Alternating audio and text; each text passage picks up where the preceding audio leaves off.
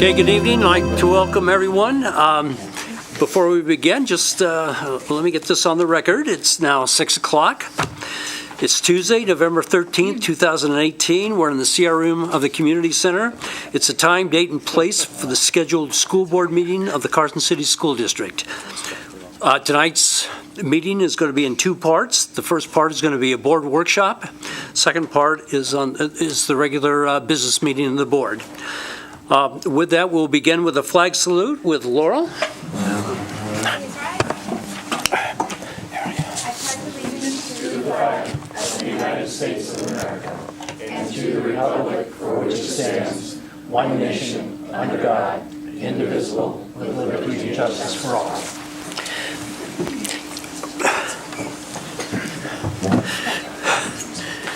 Okay, the second agenda item under the workshop will be a roundtable discussion among board members, staff, and principals addressing the following topics. This is a progress update of school performance plans related to the Nevada School Performance Framework for Carson Middle School and Eagle Valley Middle School.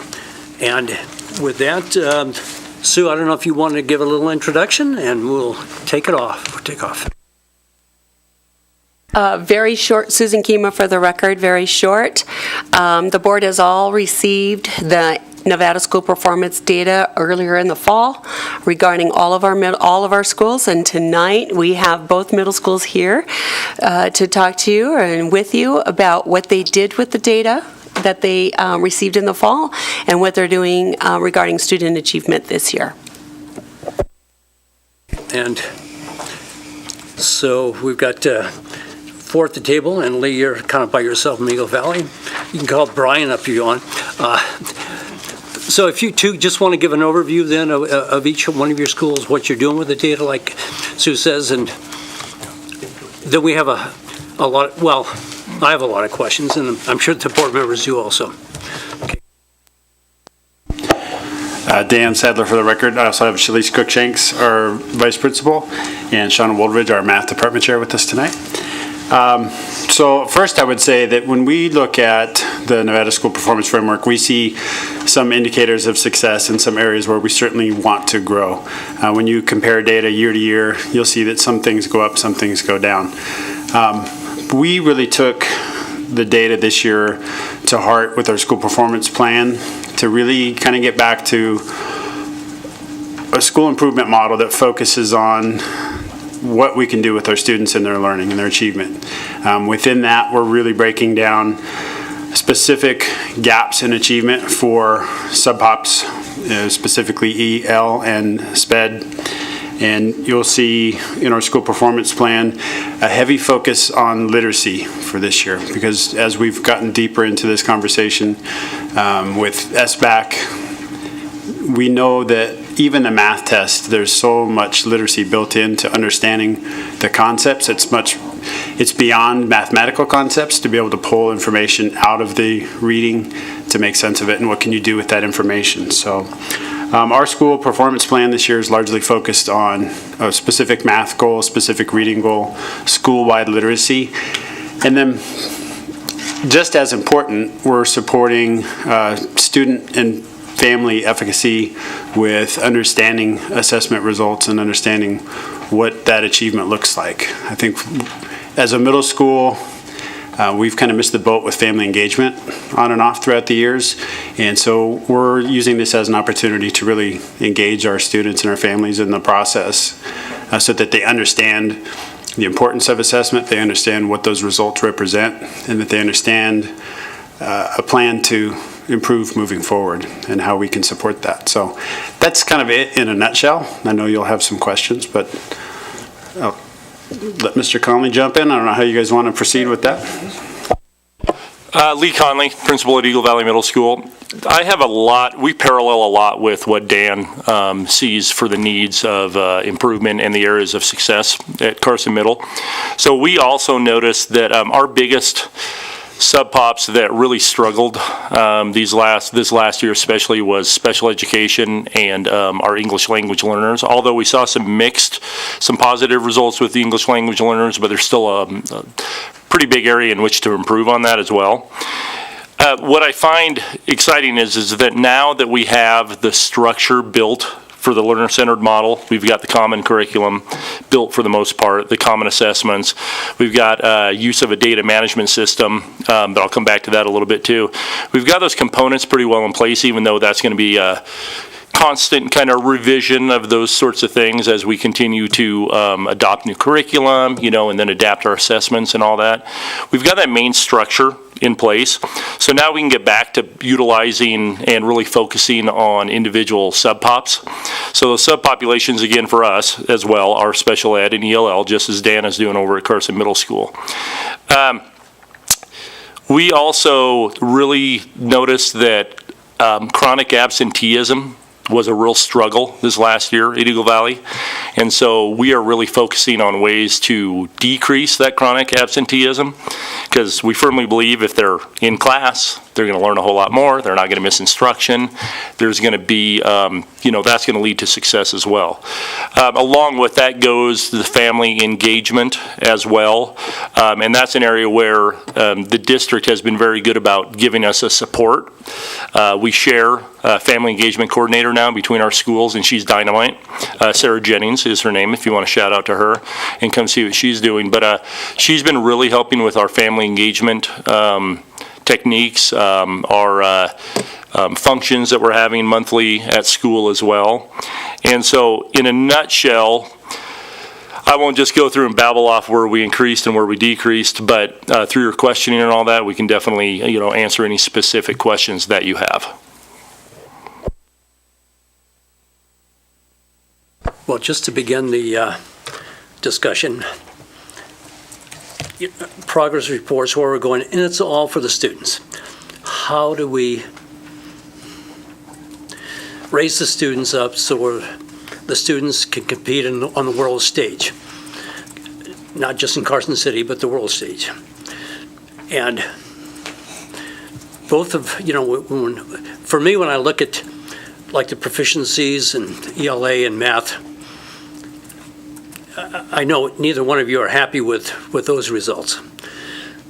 But where do we go from here? And you mentioned the learner center model, and I remember both of you coming before this board maybe 3 or 4 years ago when we were in the process, and Eagle Valley was certainly the first out of the box, but then both of you came and how excited you were that of what the learner center model was going to bring to the kids and bring to this. And we're 4 years, later, and we're here, and like you said, the structure is in place. But how are we going to move this forward for the benefit of the kids? And I'll start by saying, or just asking the question, do you and all of your staff, teachers, everybody understand what the learner center model is? And well, I'll just start with that question because I have a series of questions that hopefully will, as we talk back and forth, it leads to something better for the kids. Since I brought up the learner-centered model, I'll tell you, it's been interesting. I've been able to complete my doctorate the last 4 years. And so I'll officially walk December 8th. Woo. I am excited about that. You don't have to. You don't have to, no. But through that, it's interesting. My study was on the learner-centered model and if that's moving people towards student-centeredness, learner-centeredness. And that's kind of a whole other thing, and I'd be happy to share that with you when I'm all done with my defense and all that within the next couple of weeks. But I'll be honest, I think within the learner-centered model, because we've recruited so many teachers through, and we've had a lot of teachers retire, we've had that cyclical nature of teachers coming and going.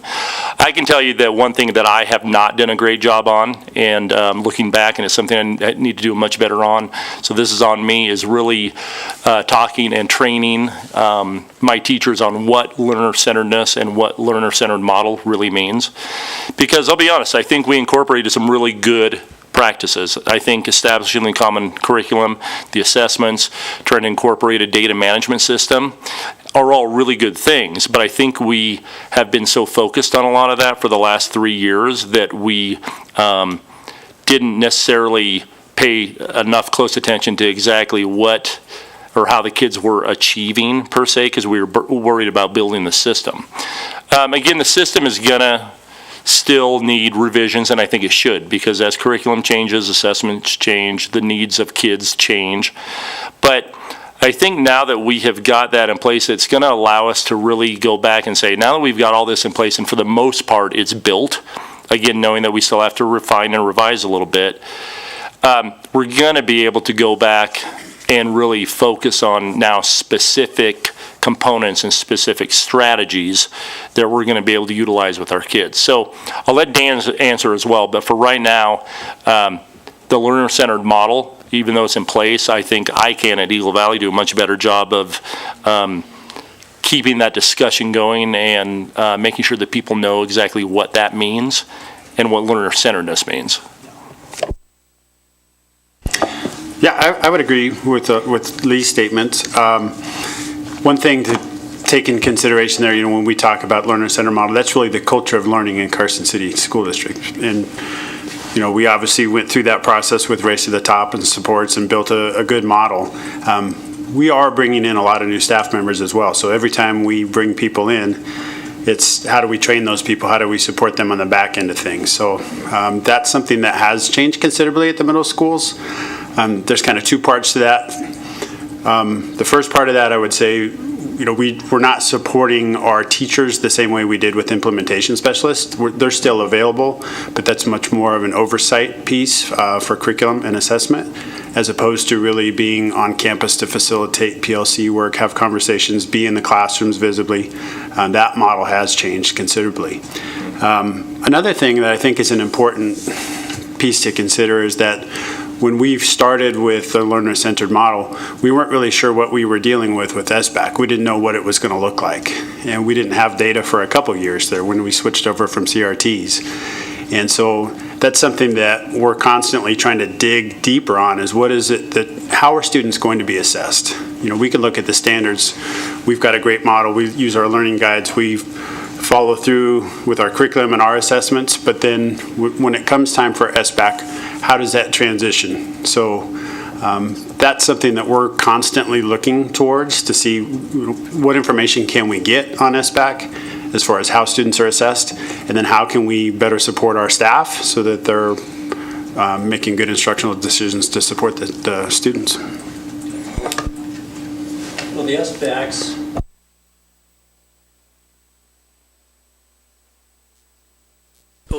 okay. SBACs are testing to the standards, and with the learner center model, this should all flow and connect. And I've got some comments later on for that. But since you brought up the learning guides, let's talk about those, because the learning guides is kind of essential if this learner center model is going to work. Because you've got, for the students, a 3-week maybe unit, but you get goals, you've got essential questions, and you've got assessments. Those assessments, for the most part, the students are saying, yeah, I get it or I don't get it. And right at that point is where the early intervention comes in. And how do you track that? I mean, that's the essence of going forward. The learning guides also, when you bring up the parents, is the thing that connects teachers, students, and parents. If we're going to talk about academics and we talk about the learning guides, so we can't just say, well, I think they're being used, and I'm not saying it's not a piece of paper, it could be a Chromebook, it could be anything, but how are they being used to connect all three? Are they being? And how do you as principals track and monitor that piece of it? Because without that, we're into the old remediation period. And I think, Leon, you're right up. You talked about trying to reduce D's and F's. Well, if every 3 weeks, if you're on it, we probably shouldn't be even asking that question. There shouldn't be any D's or F's because we're on this thing to help these students. So I don't know, do you have any, let's talk about the learning guides and their use. Does everybody, do all your teachers use them? Students use them? Do you ever ask the students, do parents, how do you connect? And then how do you monitor that as the administrator of the schools? So the learning guides are in use, but it looks very different from classroom to classroom. So you're right, it could be on the Chromebook, could be in the teacher's PowerPoint, could be talking about it with students. It's really, what's our plan for learning? What are we going to know as we go through this unit? And I think our teachers have actually done a really good job of working student self-assessment into that conversation. It's kind of a byproduct of the NEPF evaluation, but that's really brought students more into the conversation of I don't know anything about this right now, but this is where we're going to be moving towards, or maybe I know a little bit about this, and as I go through the unit of instruction, I'm going to track my progress. So I don't go in the classrooms and say, is there a learning guide present, and track that specifically, but that's something that I'm looking for anytime I'm in a classroom, is what is the plan for learning today as opposed to the standard. And I would say that our staff's really been consistent with that, and we've seen that. When we look at performance data, we have different levels of achievement. SBAC, yeah, we all want to see numbers go up there. If I look at my pass-fail rates, we've been at over 95% for the past couple years. So, there's different success indicators and areas for growth, but I would bring it back as far as the learning guides go. I think a lot of that is something that we constantly have to be supporting as curriculum changes, as standards change, as we adopt new texts and support tools for our teachers. That process needs to be revamped, because the standard isn't changing, but the tools that the teachers are using, well, actually some of the standards are changing, I should correct myself.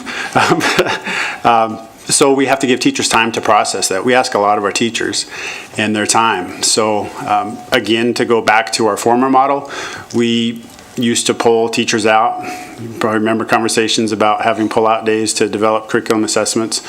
That's something that we don't have a lot of time built in for teachers to do that specifically, but they're not going away from what's in the learning guide and what the expectation of teaching the standard is. Just I guess not to add, but just agree with everything Dan said. What I see is it might not necessarily be that you see always a piece of paper with the kids out with their learning guide and self-assessing. One thing I like about the ideas with the learning guides is it allows the students to self-assess. How am I doing towards meeting this ultimate goal? But what I see is the teachers, it's kind of become just part of their vernacular, just part of their daily kind of routine that they've incorporated that strategy of setting the goals up and saying, kids, this is where we're at. These are the goals that we ultimately want to meet by the end of this unit.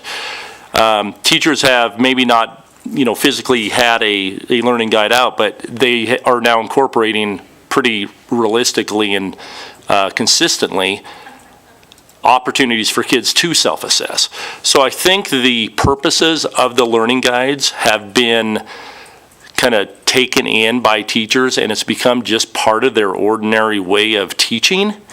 So while we may not always see even, when we walk into a classroom, because, we walk into a classroom and it might be in the middle of the class or very end of the class, whatever it might be, but they may not, and we don't want a dog and pony show. So when we go into a classroom, we don't want the teachers to stop and say, oh, remember, get your learning guides out. But it's very evident in talking to kids, in looking at teachers' lesson plans, in watching the teachers enough, that they're incorporating those skills that the learning guides have kind of helped us build. So they're looking at their objectives. They're saying, this is where we want to go. They're saying, how are you doing on this? And they're saying, what else do you need? What kind of support do you need so that you can meet that goal? One more thing to add.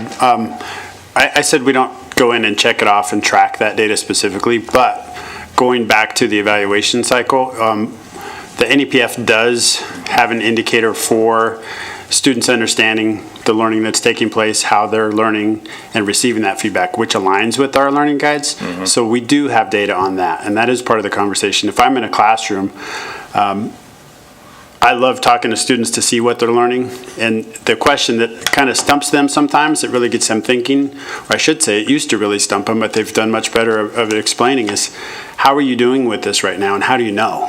Like, that's a question that they previously couldn't answer. So that is something that we do track.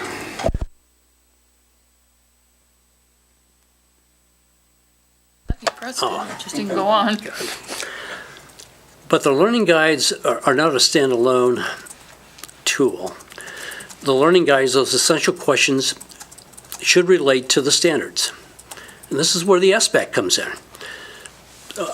We've met with all of the elementary principals, teachers, and their solution going forward is something similar to, the literacy program, but theirs is writing across the curriculum. And if you look at the SBAC, it's what it is. You're writing, whether it's a math question or ELA, whatever. If you can't write and you can't read, our students are not going to do well. And that's where the learning guides should tie in. That the students get up, they would then respond on those questions in writing, so that when you write, you got to have clarity of thought. It does bring a lot of things together. And that's where it comes under the standards. And then later on, I've got some more comments on this, but right now I just want to turn it over to the board for questions. I kind of have just a comment. Last week I met with a bunch of teachers at Carson Middle School. The counselors had facilitated a group, and Sukima and I were dealing with a middle school group. And educators that I really respect, like top-notch educators, were there. And I think the piece that we miss when we're in a meeting like this, and I kind of tried to light a fire behind the teachers, I said, it can't only be me that's telling people it's not just about SBAC scores. Because what we're missing is there's this huge culture of poverty, and the reality of education for these kids has changed dramatically. And every year it gets worse and worse. And so these teachers are spending so much of their time having to set their learning guides aside because they have these SEL type things that they're having to deal with as a teacher. And the dean and the counselor and probably Dan and Shalise are circling up with them trying to meet the needs of, certain kids, and it's more than just one kid in every class.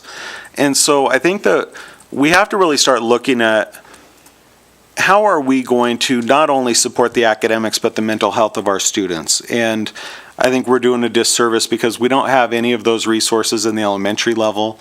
These kids come to middle school, and listen, I have a lot of respect for middle school teachers, but they think they're college professors a lot of time, and they expect these 11-year-olds to, get a syllabus and be ready to write a research paper without plagiarizing. And so there's always that discussion usually November, December-ish of, okay, well, how did you teach this? What are we going to do about this?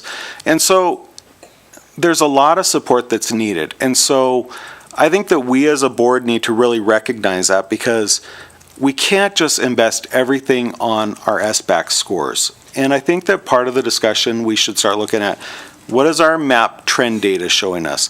What are our classroom assessments showing us? What are those issues that we're dealing with in the classroom that are pulling teachers away from the curriculum? And then kind of putting a plan in place for supporting both our students and our teachers, because it's hard for teachers to teach, and if students don't feel safe, they're not going to learn. And I think that's just the bottom line. Yes, Shalise wants to chime in on that, but I absolutely agree. And, as a school, it's all hands on deck every day. And that's not a complaint, that's just a reality. And we're there for the kids first and foremost, and their safety is paramount.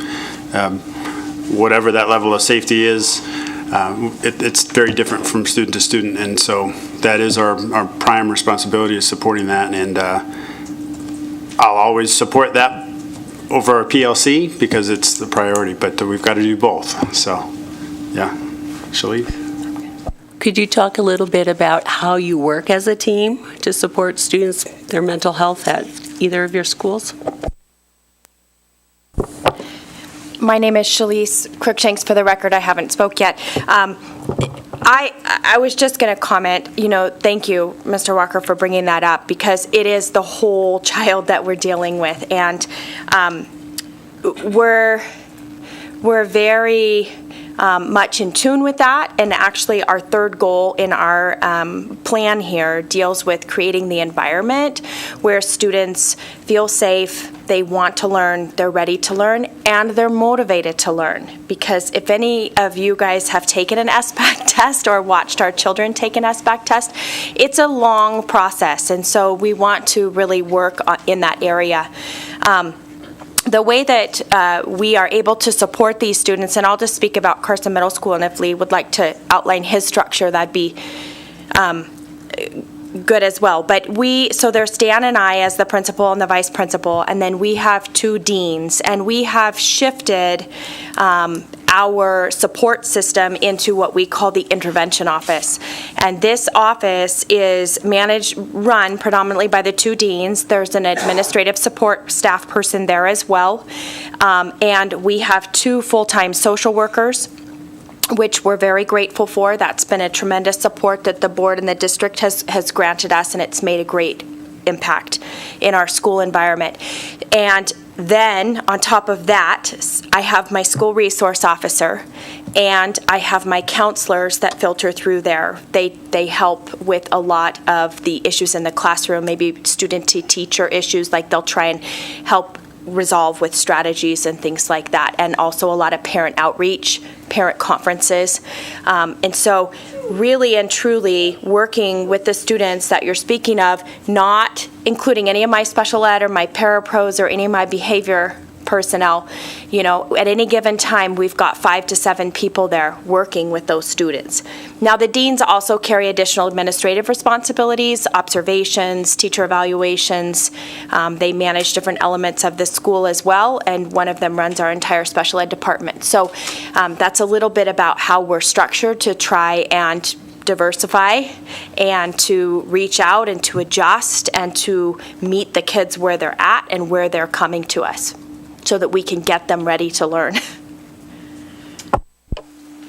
Ours is very similar. We're a smaller scale because we're a smaller school, but we've got the principal, vice principal, and the district has been nice enough to give me not a full-time dean, but at least a teacher on special assignment dean. And that changes every year, but just having that extra person has been very crucial and helpful, because the dean is able to kind of stick around a little bit more and take care of, does a lot of supervision for us, does a lot of, although I still think it's important to be out in front of the school, I think it's still important to be in the lunchroom, but I don't have to do it every single day now. I can do it every other day, for example. So the dean is allowing us being Dr. Molden, my VP, and I, to get out and about a lot more often. And in being able to get out and about, we have been doing more of these 10-minute, 15-minute observations more often in classrooms. And what's great is just being out more often. First of all, I truly believe it decreases the amount of issues that come to the office, because you're out in, the general population, and you're talking to kids in class about what they're learning and, what their goals are and how they're progressing. But it also really allows us to it allows us to be out of the office and take care of less of what, and I appreciate Mr. Walker in saying that the issues that are coming in from the outside, it's getting tougher and tougher. It is. And that's part of why our chronic absenteeism is up, and that's why we're trying to do things to bring that back down to a manageable number. And I'll give you an example in just a minute. Don't let me forget to give it back to you, because it's just an example from the last 2 weeks, but it kind of shows that power of motivating kids to be to school, like Shalise was talking about. But being out and being able to support the teachers and the kids by giving them more immediate feedback on what we're doing. So, for example, we've been going out, trying to get out more in the classrooms to say for 10 minutes, and then we try to have a quick 5 to 10 minute debrief with the teacher, either that day or the very next day, just to say, okay, I came in for these 10 minutes, this is what I saw, this is what's going on. We ask them some reflective questions about that.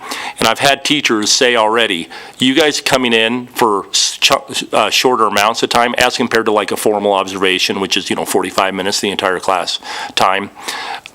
You coming in for 10 minutes at a time is much more valuable, and authentic is the word I've been hearing, because it allows, and then having that conversation immediately afterwards or shortly thereafter, because it allows that teacher to really say, these are the successes and these are some areas where based on the reflective questions that we try to pose, some areas that I'm really going to kind of pay attention to and look at. Maybe I kind of focused on this one group of kids all period or for that 10 minutes, and I didn't ever get around to all the kids to make sure they were learning, for example. I couldn't assess if they were really learning what I was trying to teach them or not. So just little things like that in those conversations. But what we've been doing, a little success in motivating kids is our chronic absenteeism was at 9%, 16-17. 17-18, it jumped to 13.1. That's a big jump, and that's a lot of kids that are missing a lot of days and a lot of time in class. So we thought we need to do something with that. So the last 2 weeks, and this kills me to do it because I believe in the uniforms and SSA and all that, but I've been trying to be a little more flexible with that in saying our school improvement team basically said we need to find a way to motivate kids to want to come to school. So we thought, let's try, if a kid is at school for 5 straight days, they get to, on that following Monday or the first day of school, they get to wear non-SSA. Now again, that kind of kills me a little bit because I got to be still a little bit of what I expect with SSA. But just in the last 2 weeks since we started doing this, our chronic absentee rate has gone down to 3.5%. And we're thinking if we can sustain that through the year and we can keep that chronic absenteeism below 5%, that's better than the goal that I set for us. So we'll see how that happens, but I think Shalise is right, I think Mike is right, in just that we've got to motivate and find a connection with these kids because we can give them all the curriculum we can, and we're giving them good curriculum, but we've also got them, we've got to get them and the parents excited about bringing them to school and form that partnership. And I think everybody has been so busy and inundated that that's kind of been maybe not the focus, but I think that's where it's going to pay off, is bringing those partnerships kind of in and getting everybody to buy in, why it's so important to be at school, because I do believe our teachers are rocking. I think they're working their tails off. I don't know if they can work any harder, to tell you the truth. And I think one of the things I just want to mention is Sue Molden plans all these SEL lessons for your school. And I asked her, I said, well, when do you have time to do that? She said, I spend all summer doing it. So, I mean, she's going above and beyond also. So, I mean, I just want to say that I was pretty impressed by that. So, it's great. I just have a question because you mentioned the chronic absenteeism from 16-17 and then the jump to 17-18. Was that the year, was it 2 years ago that the state changed the definition of absent to include half days, or was it just the last year? I'm just wondering, it was just last year. So part of that increase is because now half day absences are counted as a full day absence, which boggles my mind. But one of the things that, so I don't think you need to beat yourselves up too much for having that jump, because kids are still going to have doctor's appointments. Kids are still going to be there part day and get sick and go home. But what's interesting is that both of you mentioned reducing the chronic absenteeism, which I agree is important. But the areas that I see that are there's just so many other areas for more gains. The closing opportunity gaps, which went down for both schools this last year, and the student growth and the academic achievement. I know we're limited by what the SBAC can actually measure, but I don't want so much focus on absenteeism when there's definitely room for growth in other areas as well. And we have to pay attention to everything. I agree, though. We spent a lot of time last year focused on chronic absenteeism, and we still saw our numbers go up. So I don't want to say, don't worry about that. We still have to, but we really are considering our achievement gap. That's where we want to show growth for our students. We want to move students from a 1 to a 2, from a 2 to a 3, from a 3 to a 4, and we want to maintain those 4s. That's really the bulk of the work that we're trying to support here, for sure. So I don't disagree with anything I heard. I think everybody, like you said, is just working their tails off, and you folks as well. I mean, a lot of times we've been talking here on a board about, gee, we have a shortage of teachers. What about the coaches? And I think the coaches too are doing tremendous jobs. I mean, everybody's really working hard. But we talk about chronic absenteeism, and I think that's important. But then at the same time, and most of the feedback I'm getting is at the elementary level, so I guess I'm asking the question, are you seeing the same thing at the middle school level? But we have, when these kids are in class, we have so much expected of our teachers that they're really, it seems to me if we spent more time getting these teachers in front of the students, we would, we'd close some of these gaps on this thing. And I'm wondering, are we expecting so much of our teachers that they just can't get it all done, and during the day, they just can't spend the amount of time teaching or preparing a lesson that they need to see these kids succeed? Do you agree with that statement? And if you do, what's the solution there? I agree that everybody's overworked, and that goes from top down. I mean, that goes from you guys are overworked. I mean, with all the things that are put in front of you from the state, and from the feds and all that. So, yeah, and I think it's just the nature of, unfortunately, not just education. I think that's just the way it is now. So, do I believe that, it's kind of like putting a hole in a dam. Teachers want to plug all these holes, so they're trying their best, and administrators and everybody, to plug so many holes. And I think we have to kind of say, there are too many holes to plug all at once. There are too many things that are demanded of us every single day, and we have to truly focus on a couple.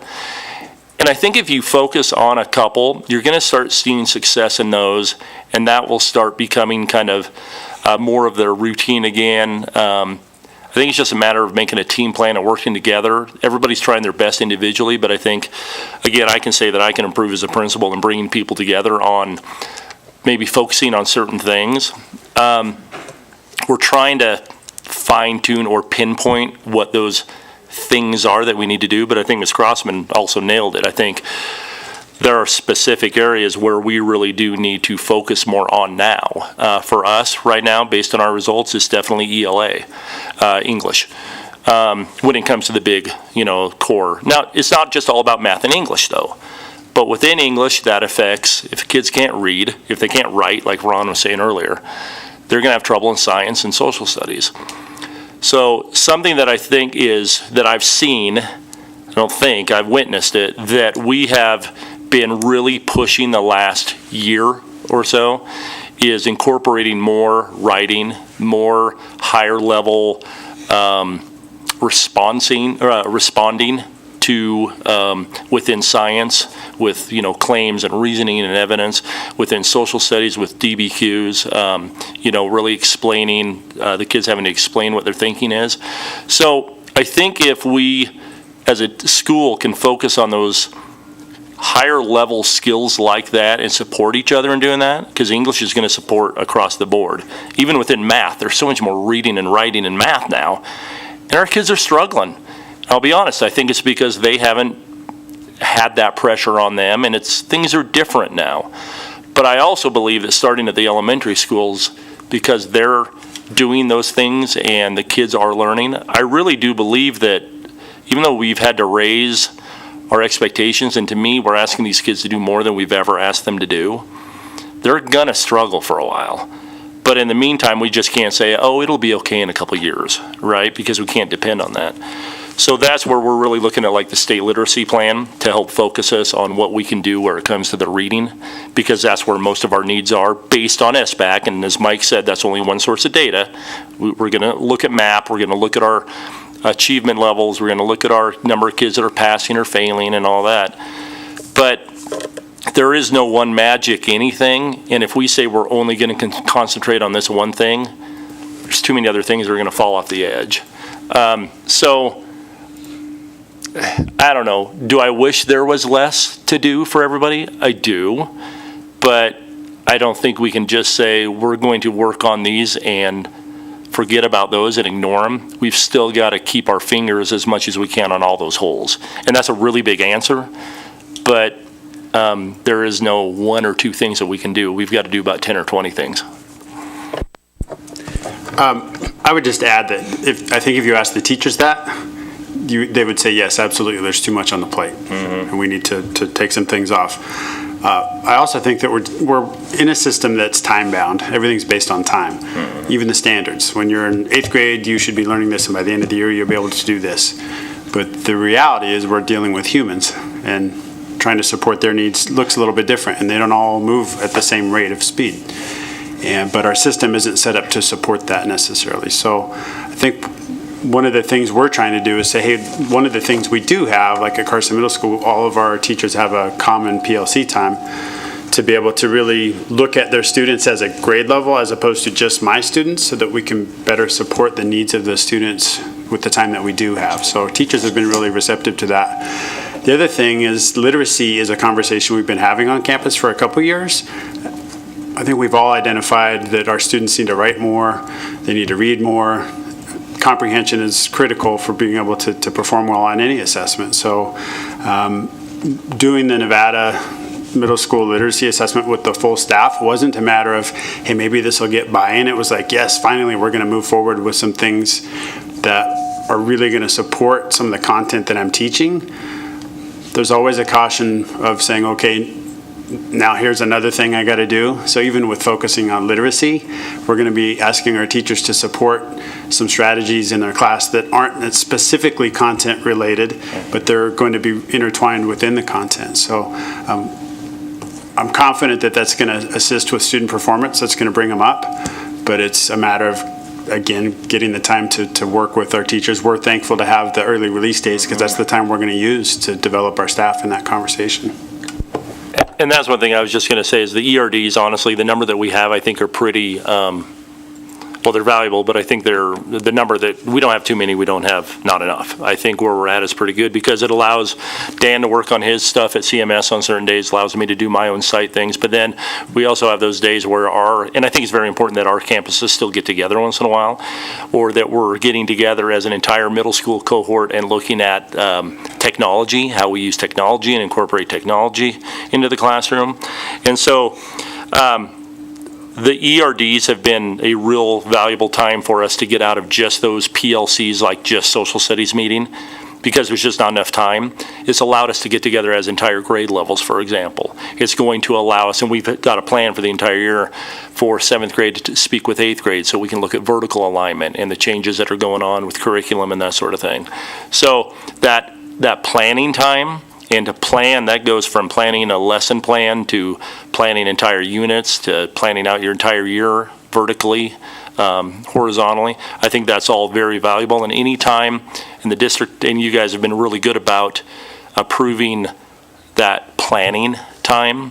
And I think those have been very well utilized and appreciated by everybody. Just a question, because I hear, everybody has a different opinion, but these early release days, I've been reading stuff up like on the 4-day school week, and is it better to have a series of early release days or focus some more on like a Friday? I mean, what's any, I mean, I know it's throwing a dart blindfolded, but any sense of, does one really make a difference over the other? If you're putting 3-day weekends on the agenda, then yeah, that would. Yeah. We don't want 3-day weekends, but that's not the question. No. Well, I think it's just a matter of, much like all of this conversation, it's time that we need. It's really just making sure that it's focused time and that it's sacred time so that we can have meaningful conversations to improve student achievement. That's what it's all about. So that shifts around from time to time. Like when we were just starting with Race to the Top, all of those times were both campuses working together, content specific, developing the curriculum and assessments. As we've gone through that, new standards have come around, some of the new textbooks, there's a need to pull those groups back together. So social studies is going through that process right now, and will continue through textbook adoption in the spring. But not everybody's in the same place with it. So when we started Race to the Top, everybody was kind of starting from scratch moving forward. Now we're all in a kind of a different spot. So that's a good thing because we can better support the individual needs of the teachers with where they're at, because the ultimate goal is that they're going to be supporting student learning. So that's what it's all about. One interesting note, and I keep going back to what Ms. Crossman was saying about, specific kind of areas that we really need to focus on. I think it's the same for Dan. Our English language learners, we had more students achieve the growth that they were supposed to as compared to the prior year. But at the same time, we're both struggling with their overall achievement. So That's the tricky part, is our kids are achieving in certain areas, but that doesn't necessarily mean that they're going to be automatically achieving in everything else. So we've got kind of some mixed results that are a little intriguing, I suppose. But again, that's another thing where, and it's just, on SBAC data for the most part, but we're trying to incorporate other data into it, because I still don't believe you make all your decisions based on one assessment, right? And it's an assessment that is kind of out of the box. We do it for 20 hours all in 1 week. That's not the way our kids are used to testing. So that's why I think it's important to bring in MAP data. I think it's important to bring in teacher data. This is how the kids are performing based on what the teachers say, because I still think they're the experts. But it has allowed us to really say, okay, ESL teachers, for example, how can we work closer with our core content, with science, English, all that, to make sure that we are meeting the needs of not only our ELL kids, and what kind of strategies do we have to make sure that we're incorporating and be cognizant of, but we're just starting now to say really, what are some of those strategies we're going to use? But it's not just for ESL kids, for ELL kids. I mean, they're just good teaching strategies that are going to benefit everybody, special ed kids, regular ed kids. And so for us at Eagle Valley, I can't speak for Dan, but at Eagle Valley, it's a matter of really coming together, getting out of our just departments and working together as an entire big group on kind of school-wide endeavors. For example, certain strategies that we want to incorporate into all the classrooms. And we want to make sure that the kids are getting that consistent message and that consistent strategy. And I'm still a firm believer in a common language and common practices across the school. Because again, every individual teacher can work their tails off, but unless they're communicating and kind of going for that same goal, we got 20 different teachers going for 20 different goals. That's not going to be as efficient as if we can all come together and go as a group, all 20 teachers, towards one or two goals. And that's something we're really trying to Eagle Valley. Again, I can't talk for Dan, but that's what we're trying to do. And Mike, just to pick up on your point, with the SBAC scores aren't the only indicator. And it's not SBAC scores for the sake of SBAC scores, but they're an indicator overall. We're not talking about individual students, but overall, are we guiding our students toward the standards which would be, or help them to be successful in life? We're not the only school district in the state. We're falling in behind other school districts, and we do have a high poverty level here, but so does Clark County, so does Washoe County. We're in the same, initially when I got here, I made contact with school districts across the country, starting with Newport News, Virginia. I looked at their school district and what was good and what did they learn over the years? Went to Bloomington, Minnesota, Edina, Minnesota, Westland, Oregon, Long Beach Unified School District, where I went to school, to look at what changes have been made. And we're all in the same boat. It's a tough business, but these kids are valuable. And Lee, I like your approach. Yeah, we're all overworked, but I think if we work together, bring the teachers in with you guys, what is the solution? Is there a better way? It's not going to be perfect, and we're not all going to have the luxury of time, but we all should remember or need to remember at the end of the day, it's these kids that are, when they leave us, they're going into this world. And I like what you're saying about the writing and the literacy. Yeah, those are skills and abilities that will allow our kids to be on the world stage. Without them, yeah, they're just going to be piecemeal. And Lee, if you did your PhD and that was your emphasis. EDD, not PhD, but thank you. All right. But that's okay. That's close enough. Yeah. Again, I go back to we all have so much, I think way more than anybody can possibly can do. But I still, and I appreciate the fact that you guys are so understanding saying SBAC, it's only SBAC. But let's be honest, SBAC is what we're judged by. That's what we get our little stars for, right? And it bummed me out that we went from a 72 to a 57.5. I mean, we lost 14 and a half points, and that killed us all at Eagle Valley. So we've got to be realistic in saying that even though SBAC might just be one thing, and we may or may not agree with SBAC does, that is what the public judges us by. That is what we are seeing. That is their lens. But I suppose what I really appreciate is the fact is that you all know there are other factors. There are other signs, indicators of success or not.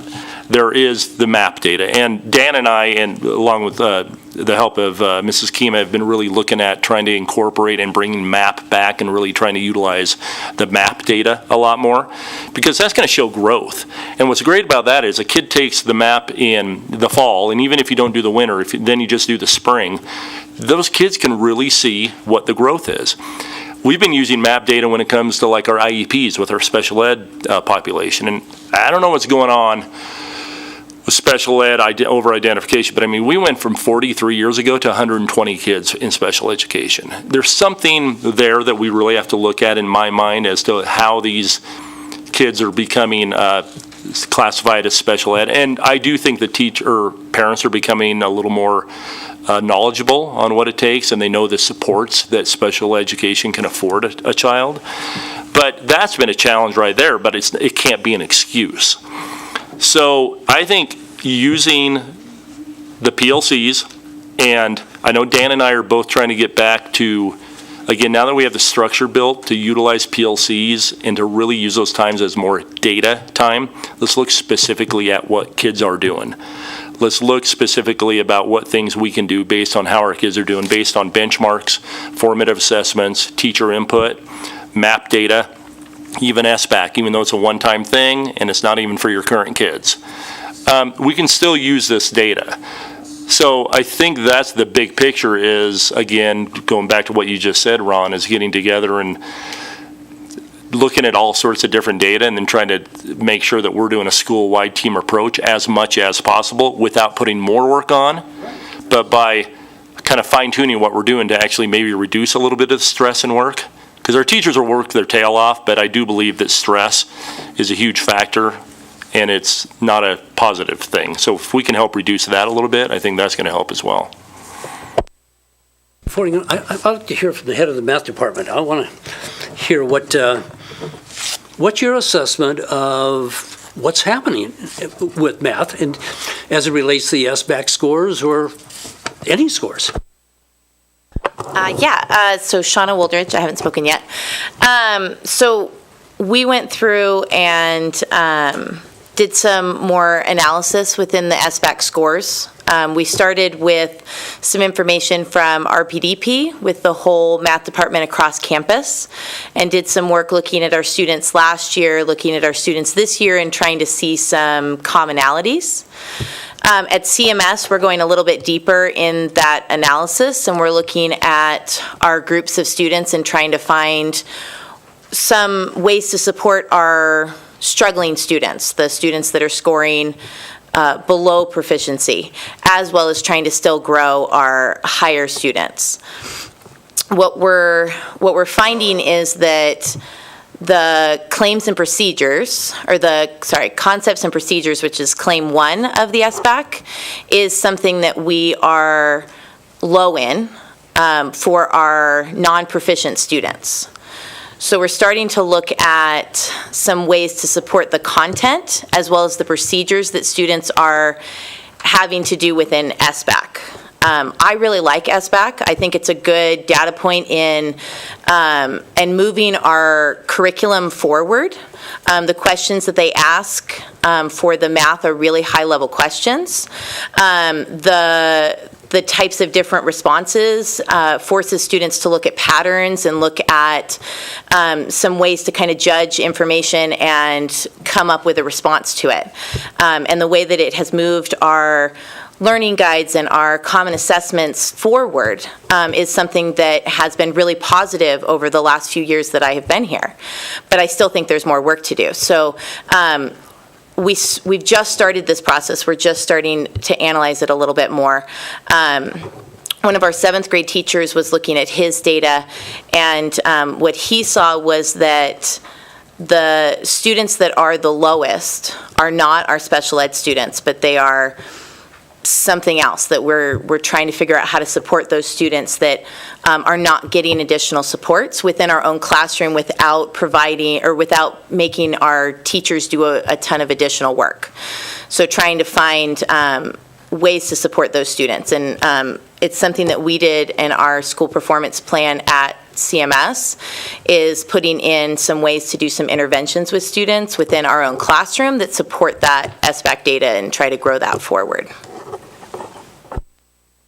Thank you. Go ahead, Clint. Just one last question about the intervention within the classroom, because that was what I was wondering. Do you have intervention time built in the schedules? We heard from several elementary schools that they're calling it a power hour, they're calling it something different, where they're reviewing the data that they get a chance to do on our early release days, and then they're turning around and already intervening with the kids. Is there that time built into your schedule? And I hesitate to say that because I know Carson Middle School likes to change schedules a lot.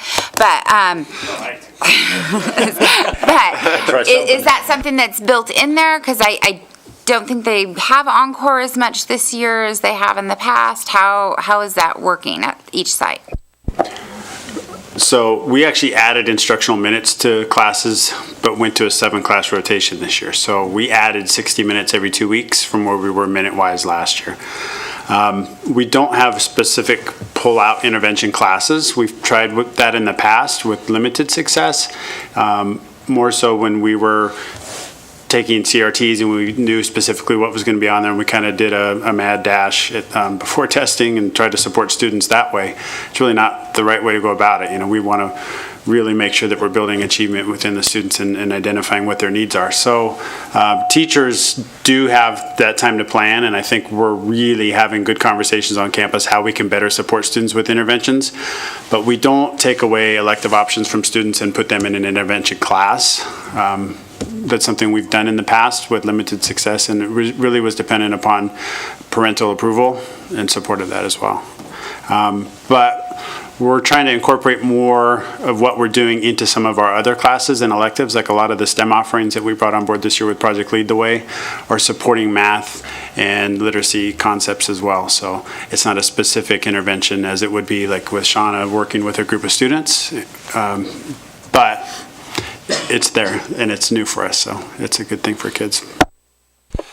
So we're in an interesting position this year at Eagle Valley because our 6th grade, like Dan had that population explosion last year. And the year before, all of a sudden we have 247 or something 6th graders. So right now, unfortunately, Eagle Valley is very challenged by physical space. We don't have much.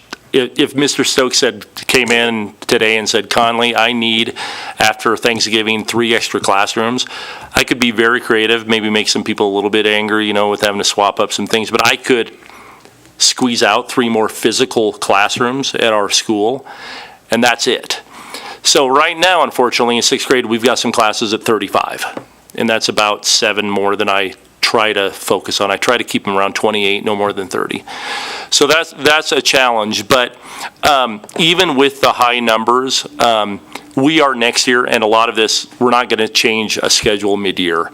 But knowing now that we're going to have these numbers, knowing that we're going to have another big class coming in next year, we are going to expand also to 7 periods last year. Right now, and appreciate Mr. Swerza giving kudos to Dr. Molden about the SEL curriculum. What we're going to have to do, though, is we're actually going to not have a separate advisory class. We call it advisory instead of Encore next year because we just don't have enough time in the day. Now, if we went more hours during the day and only had 4 days a week, we could solve that. But knowing that we're not going to do that, or to go 5 days a week and pay everybody more money, I don't know. But knowing that we're going to we don't have enough time in the day, if we kept advisory and went to 7 periods next year, we'd only have like 44-minute classes. We refuse to do that. So we're going to have to get rid of advisory per se, and we're going to start incorporating advisory concepts into just the everyday fabric of everything across. So that's something that we're going to start training our teachers on later this year and making that change into that because we want to keep our classes at more than 50 minutes per class. So we're trying to do that and again, this is all kind of planning for next year.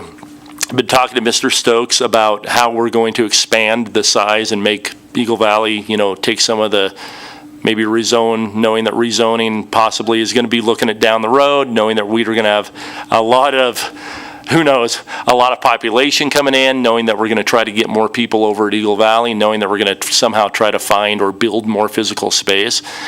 But that's all that's 2, 3, 4 years down the road, right?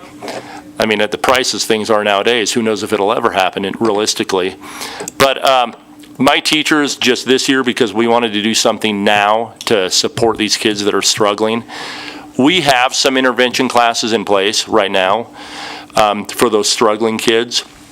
But again, I agree with Dan, we're not going to pull them out of, band, for example, in order to say, well, you need more practice on your basic math facts this year. But next year, through the 7 periods, we're going to be able to offer more of those. So we're looking at having like a basic math class, a basic reading class, for example, in addition to the regular math and English. But one more period will still allow them to have those fun electives as well. So that's something for next year. But my teachers on their own came to me and said, okay, Conley, can we, if we have volunteers, because we know we don't have any money for after-school programs, can we get kids to stay here after school? Can we teach them after school from 2:30 to 3:30? We don't have transportation, so it depends on if the kid can get to and from school. But so far, we just started it this week. We've had about 15, 16 kids every day, and I think that's going to grow, staying after school for that extra help. And it's homework help. It's, I don't understand the science type of help. It might just be a very quiet place to work, because if they don't have a quiet place to do their homework. So we're trying to squeeze out what little things, and again, the teachers, even though they are overwhelmed, they are still offering their time after contractual hours to support our kids. And I got to give a shout out to my teachers for doing that, because they are overworked right now. Okay, we're at the 7 o'clock hour.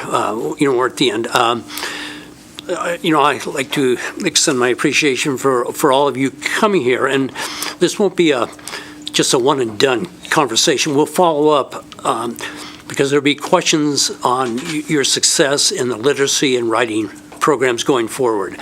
The learning guides tying this all together, where all is not just separate pieces, but it all is one continuum that links students, teachers, and parents. So we want to follow up on how this goes. I just want to make one comment, and Mike, you talk about school safety. Last Thursday, I had the opportunity to be at Carson Middle School with it's called the SOS program, Signs of Suicide, and I went, it was the 6th grade class. I went to the 3 classes with Misty Allen from the State Department of Human Services, just to observe how the kids, participated. And I'll just let you know, I was impressed with the 6th graders who were, very alert, very engaged in what was going on. But Mike, a lot of them have to do with, bullying and there's questions that go on, but they weren't reluctant to talk about it. They were there to say it's real. And so it was one more step, and out of the 400 and some kids, and we all got together at the end, that they surveyed, 48 of the kids wanted to talk to someone more, or they referred that said this student was maybe fearful or angry or despondent. So it was. I just want to pass it along that Victoria and all the people from Partnership Carson City, people from the state, your kids rose to the occasion. So that was. I just want to pass that along. And Lee, I know they did that at Eagle Valley also. So Ron, can we?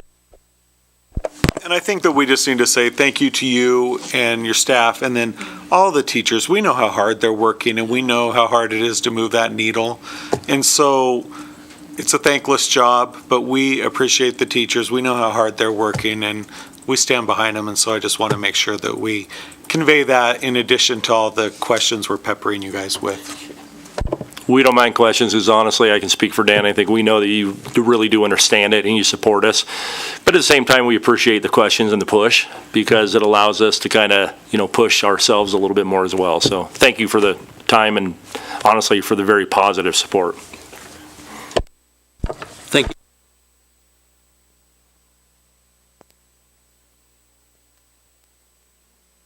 With that, we're just going to take a 5-minute break, and then we'll begin our regular session.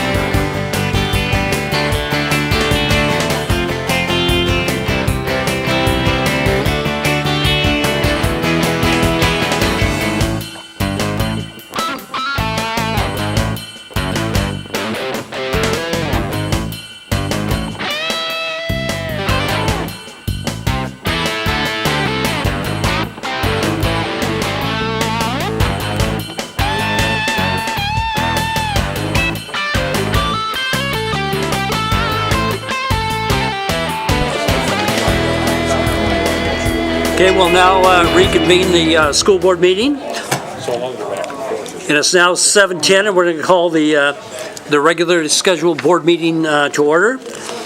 And agenda item number 3, adoption of the agenda as submitted. Second. We have a motion and a second. Any comments from the public? Any adds, changes, deletions? Seeing none, all in favor? Aye. Okay.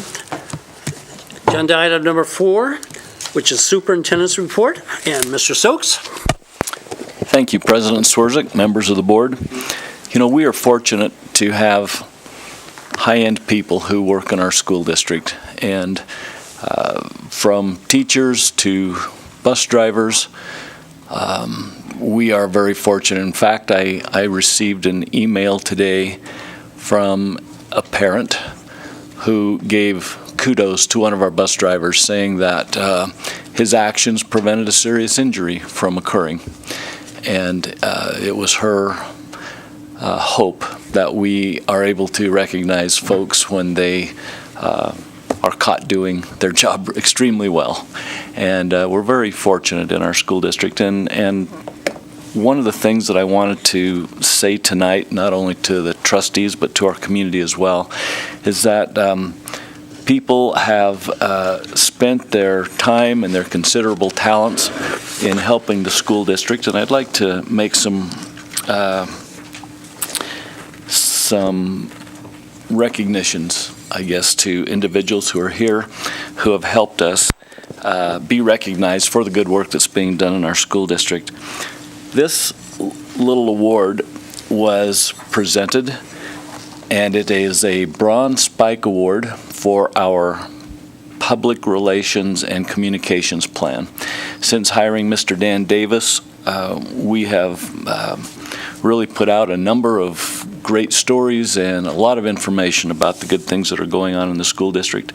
Well, a professional association that he's associated with, and they are the Sierra Nevada chapter of Public Relations Society of America, recognized Mr. Davis's work, and I'd like him to come forward and take a bow and be recognized really for his efforts in this past year. Mr. Davis.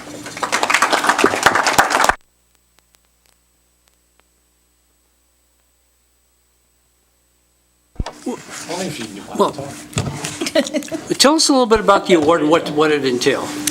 Every year, the PRSA chapter, Sierra Nevada chapter, has they call it the Silver Spike Awards, silver because we're the Silver State. So they basically recognize the efforts and results from PR people across northern Nevada. This year they have, I don't know how recently it's been, but they started doing Bronze Spike Awards, and that's basically a score out of 100 between, I think it's 90 and 94. There's also an award of recognition, which is like 81 to 89 or 83 to 89. The Silver Spikes are a lot more difficult to come by. Those are 95 or more.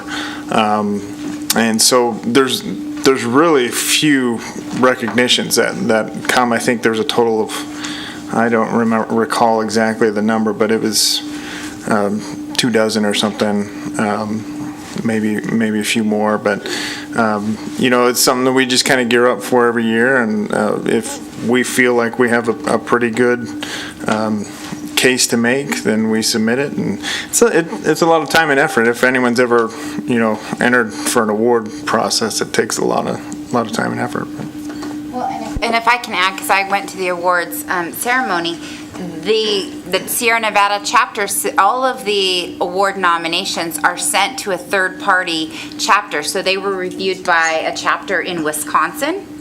And then that's who scores it, and they have a system in place. If the two other public relations people who are scoring the nomination are 10 points apart in their review, then the third person's brought in, and so there were over, I want to say, if I remember correctly, almost over 90 submit nominations? I think there were 81 total. Okay, so a significant number of submissions, and in each category, just a handful of award of excellence. Not every category had a silver spike winner or a bronze winner, just a handful. So actually, Dan nominated the school district for the overall communication plan for the overall program, and so there was one silver spike winner and 2 bronze winners, and I think, were there any award of excellence or not? I can't remember. I know the one who won the silver spike was Whitinger PR, and they do the championship golf course or golf tournament up at South Lake every year, and so they've got that dialed in pretty well for their overall campaign, so it's kind of tough to compete with them. And it's a very, very well-known event too, so back east, Midwest, people have heard of that, so it's a little bit more recognizable. So anyway, I think that's significant for the award because it is a third party and it was as an overall program. So kudos to you. Thanks. And I should disclose that Dan is my brother because that's what I need to disclose all the time. So. Well, Dan, I think, I think it was the last meeting. I think the board, we recognize the effort and what you've done in turning around in this community, that positive look at this school district. And, I think soon we'll be, because of that, I think we'll be known across the country also. And I say that sincerely, that this is something that any school district, it's not perfect, but it is moving for the kids, and it's moving in a good way. And I think we want to thank you again for a bronze award, silver award. It doesn't matter. What you're doing is you're doing it for the kids here. So thank you for that. Any other comments? So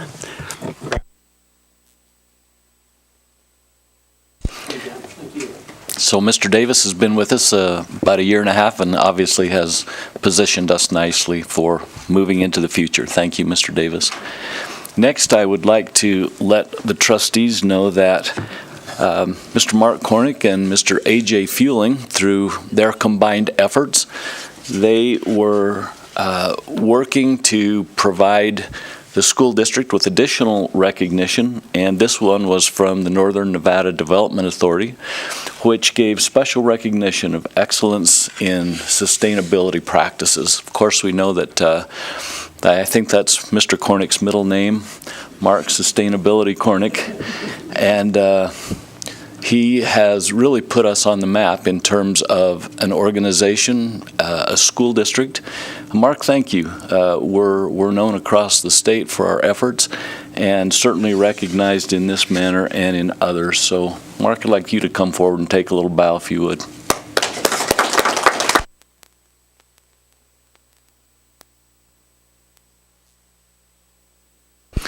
Maybe Mr. Cornick, if you could tell us a little bit about this this award and how we came about to receive it. Thank you, Mr. Stokes. Mr. Fueling applied for an award that this association gives out called the Pioneer Awards, and it's pretty well known in the city in northern Nevada. And I would say I think we came in second, somewhere around there. We came in a very strong second. There we go. And the association was impressed with Mr. Fueling's wordsmithing and the application that he put in, that they asked us to come to one of their monthly breakfasts to be recognized. So it's a real nice group of folks. I was excited that they understood that economics is one of the legs of the three-legged stool of sustainability, along with social and environmental, and how all three of those mesh together makes a sustainable community. And they seem to understand that. We had a good time there, and there was some good speakers there, and it was humbling. Good. And just for the board's information, we went through the strategic plan refresh and update. And I remember getting a call from Mark on the curriculum matters. He says, we have to add the word sustainability in there. And because of his efforts, I mean, it got into the strategic plan, but then it was conveyed to the kids through McKinstry. I mean, you not only say it, but it's extended to the students here in the district, and that I think we all appreciate that going forward. So thank you. Any other comments? If I could just say, the folks from the Northern Nevada Development Authority were, they were impressed with all the work, but really impressed, I think, with Mark and his spearheading of so much. They were just gushing in their kind of applause when I was speaking with them. If the company that took first place is a company that has millions upon millions of dollars at their disposal and has done some amazing things. And I think what they were so impressed with is how we have done so much without millions and millions and millions of dollars at our disposal. So.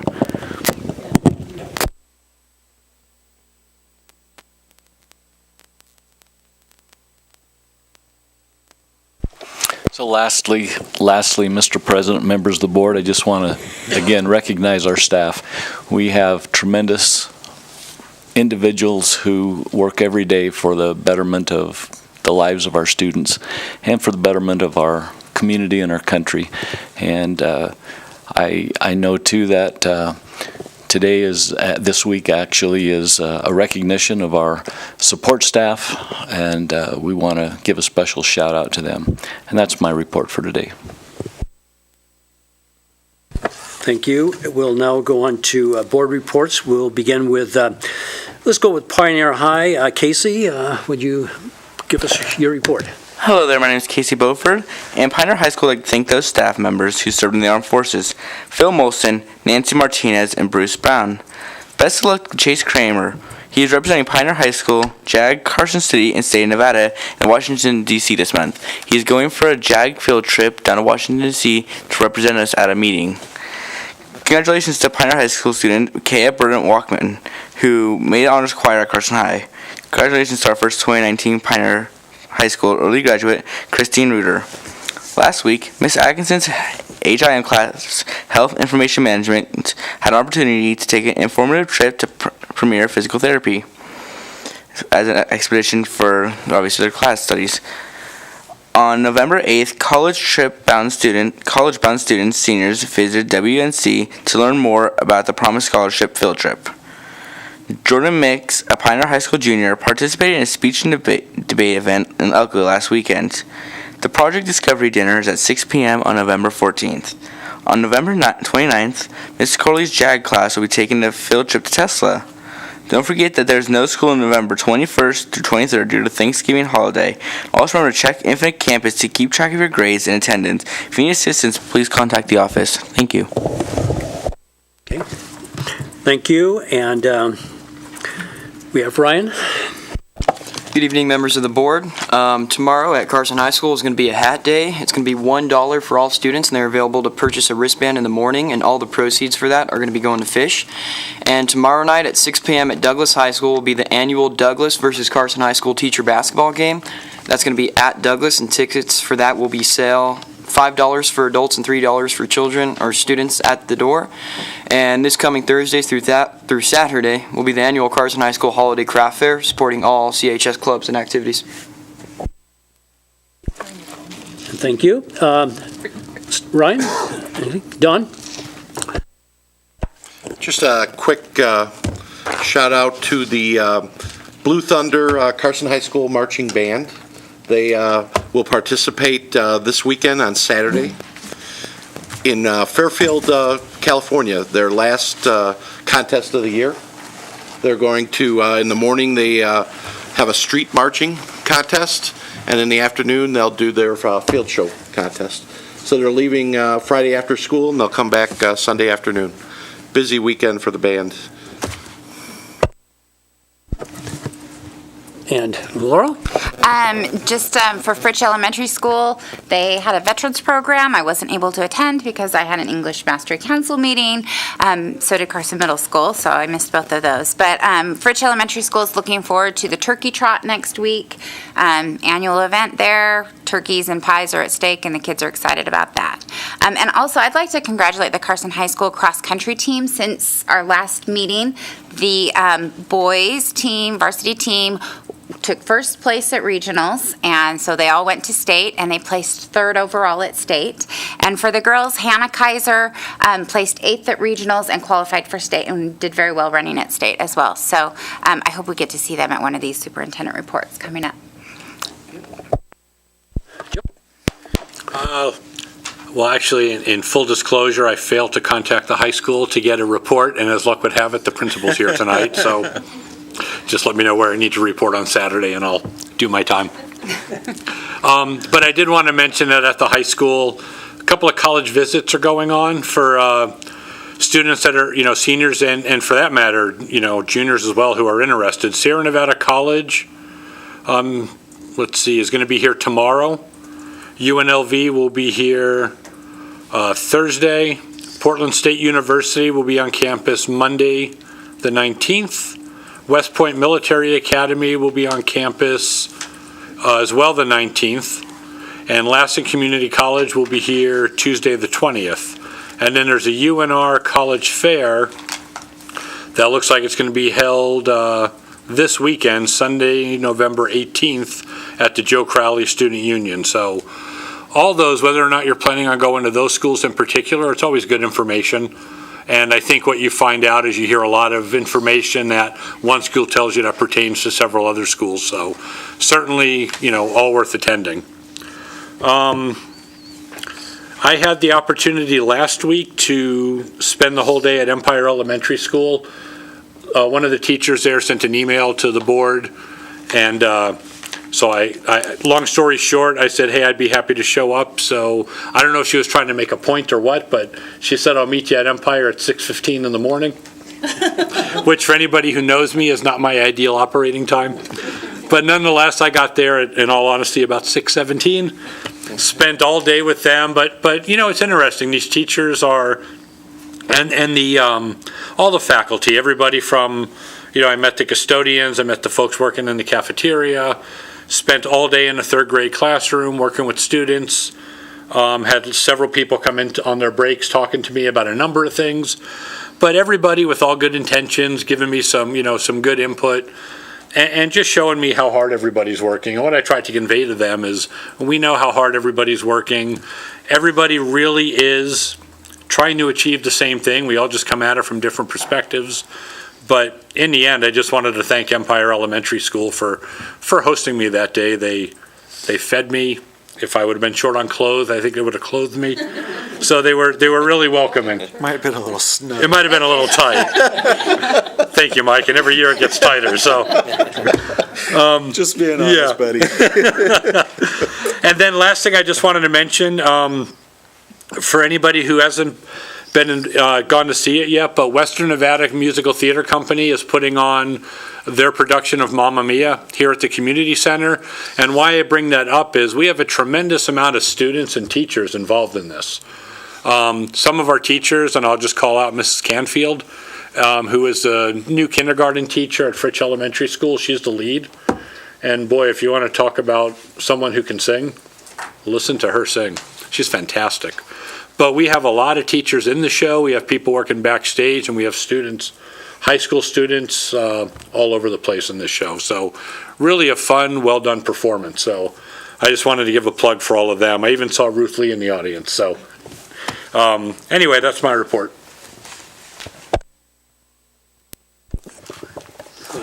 So Fremont Elementary School will have a PTA movie night on Friday at 5:30. And then last week, Miss Hendy was knocking on my door repeatedly and finally got in touch with me. So I joined the counselors in an advisory group, and it was a great discussion. I think that a lot of issues came up. We had a great chance to talk with counselors as well as administrators and just kind of problem solve. And I think the direction we were kind of going at is everybody was just kind of saying, well, what do we need? And one of the things that I had recommended they do for us as a board is for the different levels to kind of put a continuum together. And so what they said is, so what's the vision of counseling in our school district? And what are the resources we're going to need to do that? Because otherwise we're competing elementary versus middle school versus high school. And I think that if we had a unified vision for where we wanted to go and how we wanted to support our students and our staffs in this district, I think that would help us as a board kind of get answers to questions that we might have and identify some areas that we might not even be thinking about. But that was actually a great opportunity. Mrs. Keeman and I were in the same kind of breakout session, and I think that we both walked away thinking that that discussion was pretty robust and eye-opening.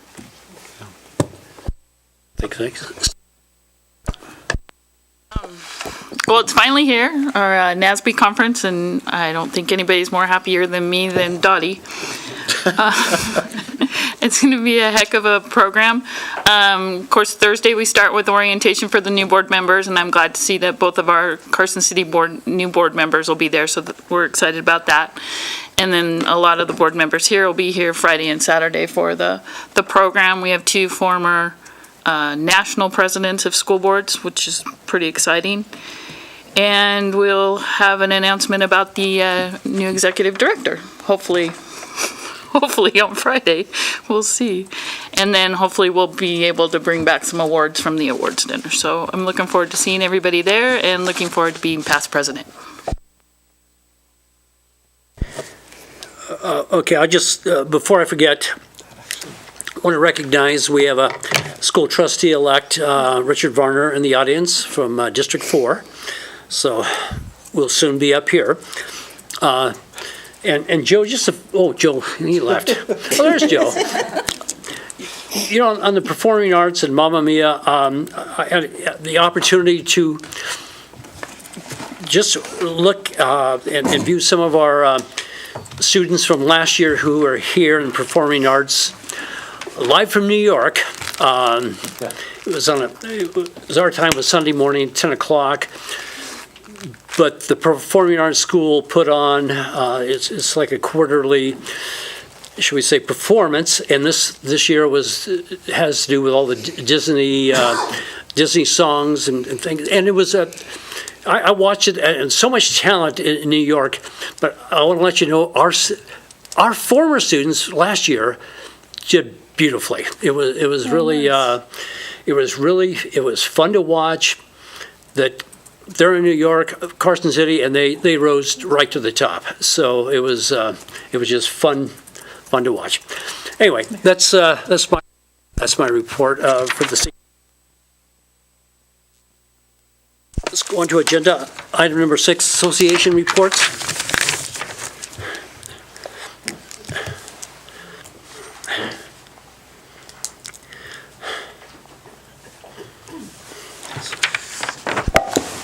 Good evening, President Sorzik, trustees, administration, and Renee back there. Thank you, Mr. Stokes, for recognizing the support staff here in Carson City. It's really appreciative when we get acknowledged from anyone. They do a lot of work, and they're really proud of working for the school district and being part of the students and their education, no matter what we're doing.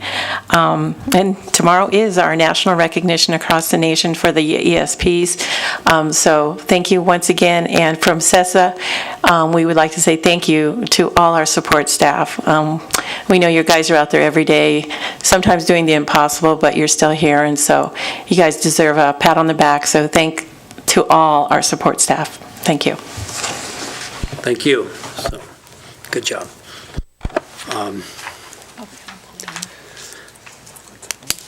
Okay, agenda item number 7. It's now time for public comment. And at this time, if there's anyone who wants to come forward to talk on any item that is not on the agenda that is related to schools or school district, just feel free to come forward. And seeing none, we'll go on to agenda Item number 8, discussion and possible action to approve proposed changes to CCSD Policy 255, McKinney-Vento students in transition. And Peggy?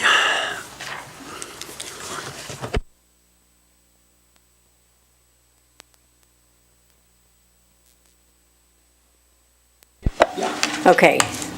Good evening, Mr. President and trustees. Peggy Sweetland. I am here to follow up Valerie Dockery's presentation from October 23rd when we had to strike out that 5th bullet down under definition of McKinney-Vento students in transition. And you all have a copy of the revision. In red, you'll see the 5th bullet down has been stricken, and as a result, also, there was some small changes to, let's see, it looks like a colon was removed, and a period was put in, an and was removed, and an and was added. So those are the smallest of details to Policy 255. So we are here to seek approval for this policy as it is presented with the strikeouts. I just have a question. Sure. Having, just with the and being highlighted, I'm wondering, does the student in transition have to meet every one of those definitions, or is it one qualifies them as a McKinney-Vento student?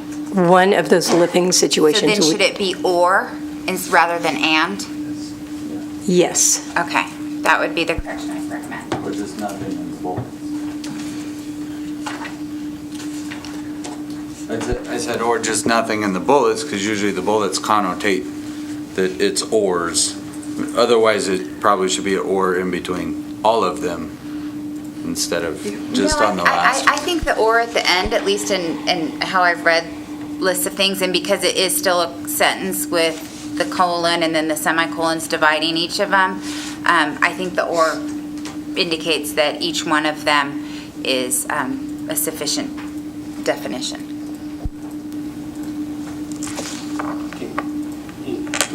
So I have two things, one minor and one that is just kind of semantic. So in the first paragraph, the Board of Trustees of Carson City School District recognizes that homeless students, instead of saying homeless students, I think the practice is to say students experiencing homelessness, kind of student first language, and it's not a characteristic that describes a student, it's a temporary situation that they're in, hopefully. True, yes, that's true, Mr. So Walker. I'd suggest that. And then when you look at the definitions of McKinney-Vento students in transition, if you go to the second line there, and include, I think I would say, and includes those who, due to lack of alternative adequate accommodation. So I think we just need to make that includes, so make it a plural.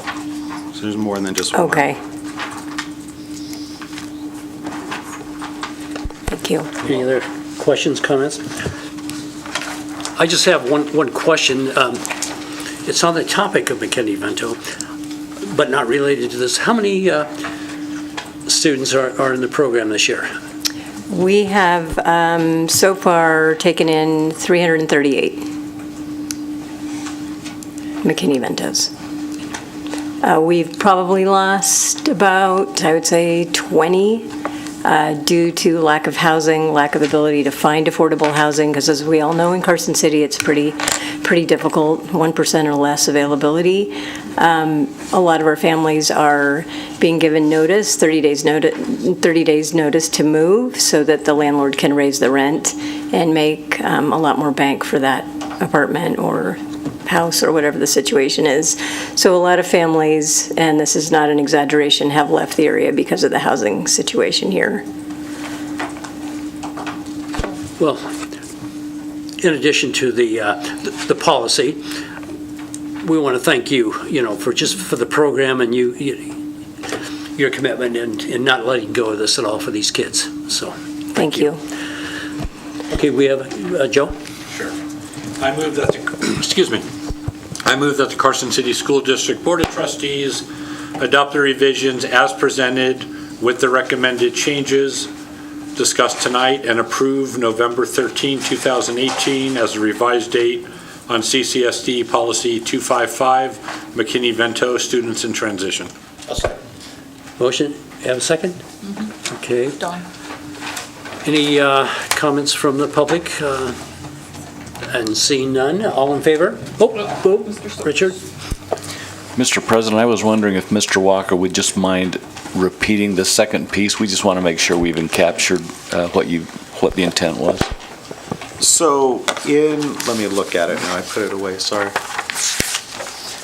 In the first line where it says, "The Board of Trustees of Carson City School District recognizes that," instead of the homeless students, recognizes that students experiencing homelessness, and then you could put the parentheses there, sometimes called students in transition or SIT.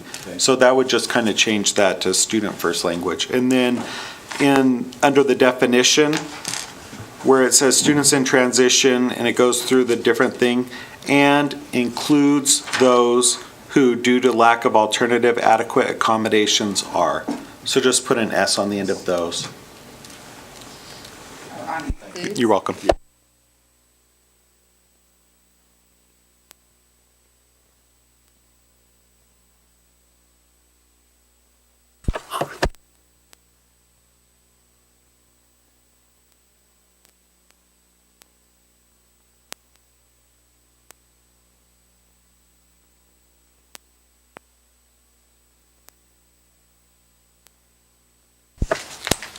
Okay, agenda item number 9, informational update on the work-based learning program of the Carson City School District. This is for discussion only, and Yeti DeLuca.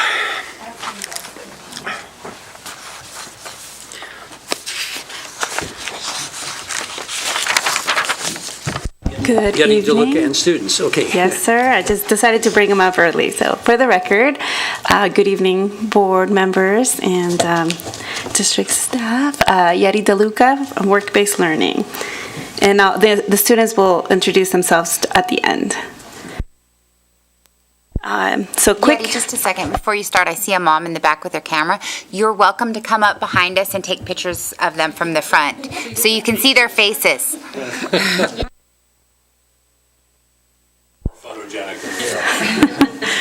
Thank you. So quick, I believe you have this sheet with you. So the first item of in the summary is that our work-based learning application was approved by the Nevada Department of Education. I'm not quite sure if you guys knew that, but I wanted to be one to report that to you. Second is that we're working on an alignment effort by funding source and projected outcome. And really what that means is that in order to align work-based learning with our efforts, we're looking at the various grants out there, which include CTE grants, Jumpstart grants, and in CTE also the funding of a career center along with work-based learning. What we realized is that we share many of the same projected outcomes, and they are just in separate buckets. So we are meeting, it's an ongoing process, and we're coming together to create that synergy between all of our efforts to make that more functional. Quick report for Carson High School. We celebrated Manufacturing Day by partnering with ClickBond to promote the various opportunities in manufacturing, and they actually had an amazing open house at the hangar and invited students and staff to attend. It was pretty neat, and we really hope to foster that going forward. In regards to the Career Center, as a one-person shop, I'm blessed to be housed in what will be the Career Center, and at this point we are moving forward with the staffing, having somebody there full-time to provide the one-on-one resources for the students, and that has to do with the alignment process as well. Really, what is guidance and what does CTE really need from a Career Center to make sure that service is delivered to students at the very high level, the best level that we can. But because I am in the Career Center and I'm so eager to get going, I can't just keep it quiet. So we've been fostering some programming out of there already. And one of those is the Perry Initiative. Inspiring women to be leaders in orthopedic surgery and engineering. And Crystal Vargas will talk about that a little bit.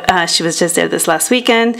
And also working with UNR and partnering on a project they have going on for bilingual high school juniors interested in healthcare.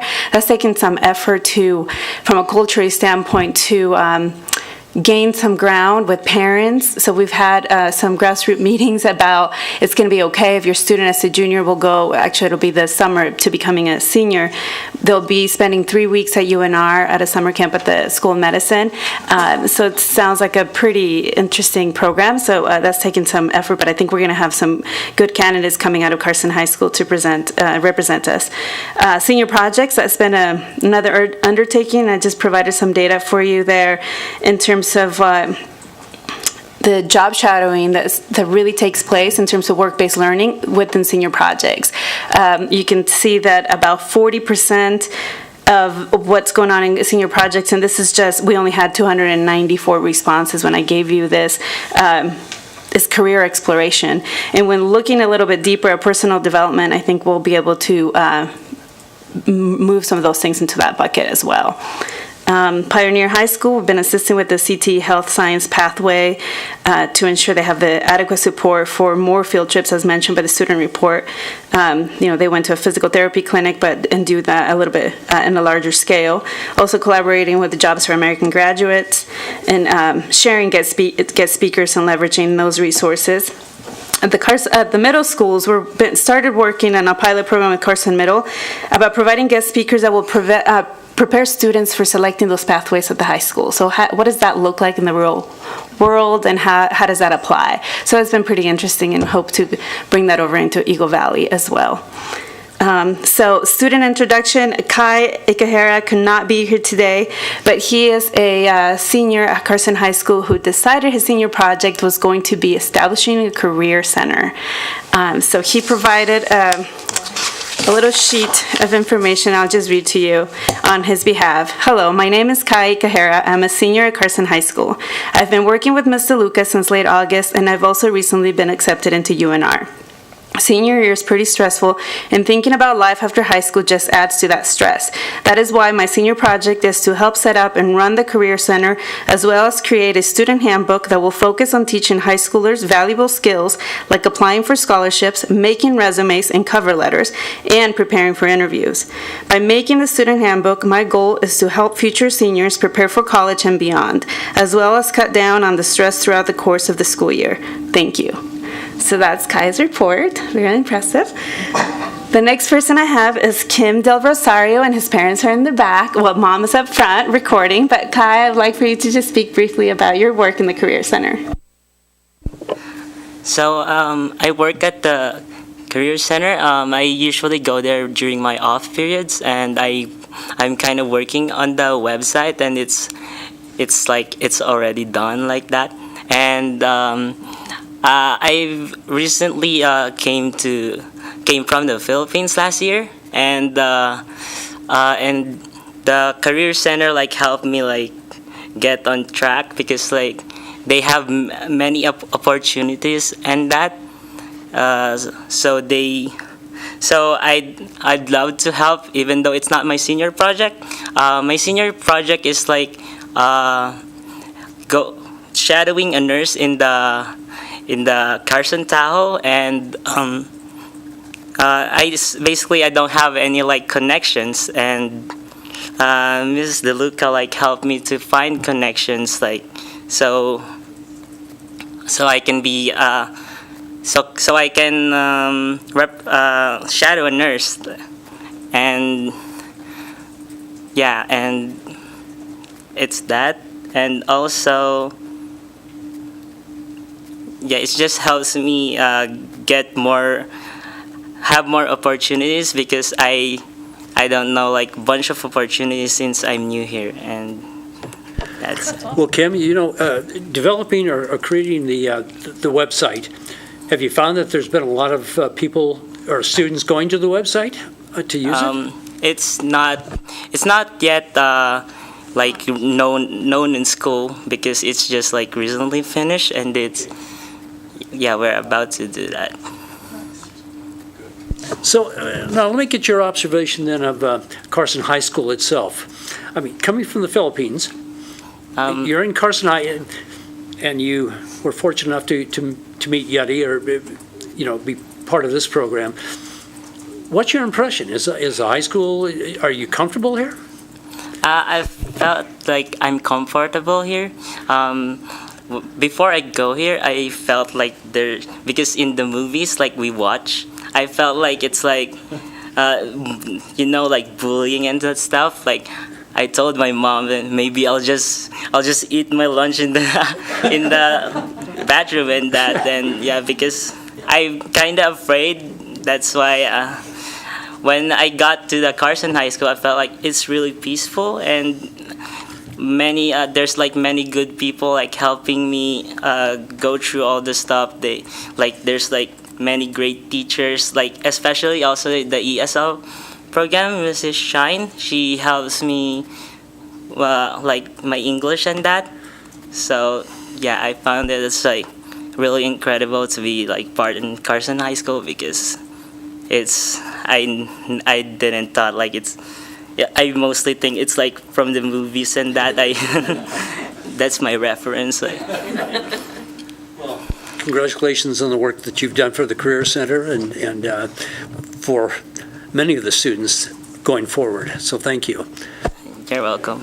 So, yeah, I just want to say that, I was looking forward to seeing Kai here. Kai was actually in my class when he was in third grade. And then he was at Carson Middle School when I was the dean. And as you know, nobody wants to talk to the dean at the middle school. And so Kai didn't really want people to know I was his buddy. But at lunch, he would walk by, and I swear every day he gave me a new origami animal of some kind. And I just put him in pockets in my jacket. And now that it's cold, the other day I put on my jacket to walk the dog, and I unzipped a zip to put a dog bag in. I found an origami little frog. And so I thought of Kai, and then I read this packet. So tell Kai I said, nice job on getting into UNR. Proud of him. I will share that with him, and I also have origamis throughout the Career Center. It's interesting how both Kai and Kim both are excellent students and have capacity in their day to have off periods, but they choose to hang out in the library, which is why I love the Career Centers sitting there. So one day, as I'm trying to get things going, I say, hey, if you guys are bored, I can always use your help. Not having a TA and all of these different things, and don't take that in a negative way.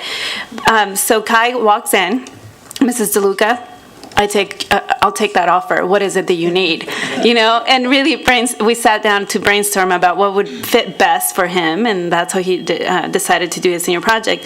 And Kim, on the other hand, he's super passionate about the healthcare field. So he was very honest and said, you know what, Ms. DeLuca, I don't want to do this for my senior project.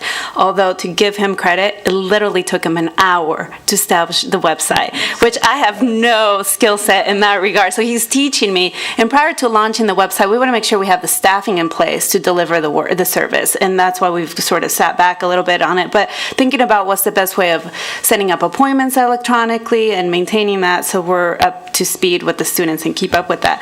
But also I want to say that Kim has attended his first dance at a high school in the U.S., and he was super popular. Apparently he's a very good dancer, and he had a really good group behind him. So thank you so much. I'll share that with, and I'll move on next to Crystal Vargas. Crystal Vargas came to me as part of her senior project because, again, she's also very passionate about the healthcare field and just wanted to know what is it that she needed to do to get into Carson Tahoe, since we're centralizing that through the Career Center. And just getting to know her, I'm sure you see her often up here and I didn't know that until, I started to say, well, I'm going to present Crystal. Oh, Crystal's a shining star. And I think you'll continue to see her throughout her senior year.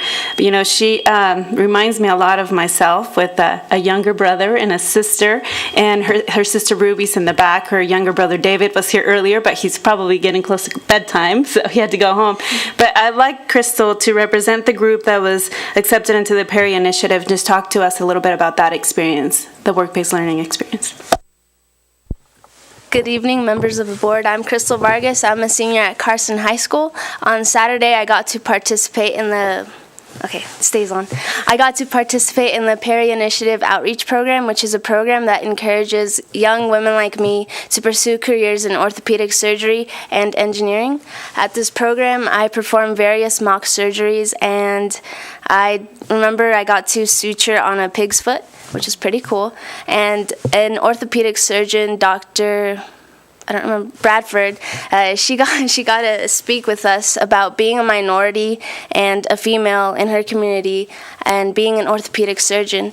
Her message really inspired me because she reminded me a lot of myself, though I'm not a doctor yet, but hopefully I will be, because I'm a minority in my high school and I've been discriminated so many times. One, I'm a Hispanic. Two, I'm a female, which are seen as disadvantages. But she has really inspired me to overcome this discrimination that I face all the time and to really just follow my dreams and to inspire other women like me in my community to become doctors, become lawyers, become anything that they set their mind to, because I feel that message is so important, especially in this day and age and in my generation. Thank you. So, Crystal, what are your plans then going forward? You're a senior? Yes, I'm a senior. I will be applying to the BSMD program offered at UNR, and hopefully I'll get into that. I wish to be an OBGYN, hopefully here in Carson. So, tell me, working with Yeti, I mean, do you feel it's worthwhile for you and for no? I say this in a way, I know it's for you, but for other students, I mean, is something learning beyond the classroom? Is it? Yes, it's something that's so important because when I'm applying to colleges, they look at your extracurricular activities, and it's like aside from your test scores, that's the one thing that they look at. So I feel that it's so important to have a program like what Yeti is running because it's definitely needed. And I would ask around to see if I could job shadow at Carson Tahoe. They would always say, oh no, we don't allow kids under 18, under 18. And when I spoke to Yeti, she was able to do that for me. So it's greatly appreciated. It's an awesome program. And I hope that you guys keep it for as long as we're on this earth. We'll do it, and we hope you come back to be one of our doctors here. Yeah, that would be good. So, anyway, well, Yeti, thank you for... Mr. Swerzik, I'm sorry if I can interrupt for a second. I just want to say to Kim, magandang gabi and mabuhay. Thank you for making it over the pond and coming to America. I know it's a different place. It's a little drier here, huh? So I do want to offer any support that I can lend from my office, also looking for teachers eventually. So I want to start recruiting early. And I want to tell you that Carson City is a great town. So just look me up if you need me. I'm right here. Thank you. Joe. Yeah. I was going to say, great job advocating for yourself. Mm-hmm. So there's a lot of people that close doors in your faces, but you got to stand up and keep going. That's how you get to be successful. I just want to say both of you are truly two impressive people and represent our school and our district really well. And, I think just listening to what you're doing, how you're involved you should really be proud of yourselves. It's number one, just coming over here. I'm sure it's a totally different experience and jumping right in and reaching out and getting involved with Yeti and the other folks. I mean, it takes a lot to do that. So good for you. And your brief description of your experiences, that always makes me sad to hear that anybody gets discriminated against. But I think the true character of somebody is rising above all that and realizing those people are the true minorities. And, we need more people like all of you to, keep moving us forward. So congratulations to both of you. And Kim, one last thing. My mom's almost 80 and she still takes a lot of pictures and video of me. I feel it. I saw you squirm a little bit when she came up there. Dr. Delphin's almost 82. Don't let him fool you. Any additional questions, comments?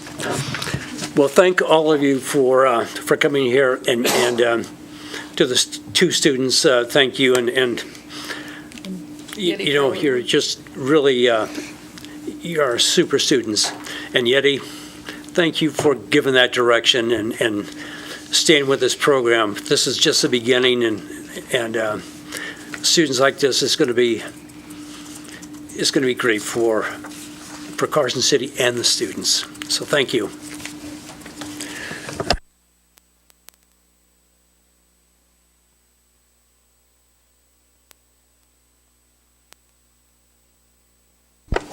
Okay, agenda item number 10.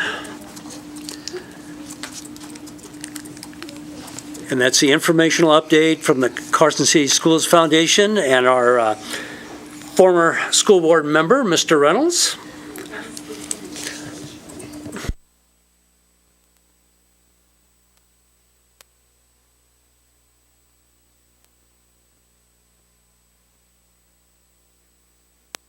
Steve, it's good to see you again. Sign guy would-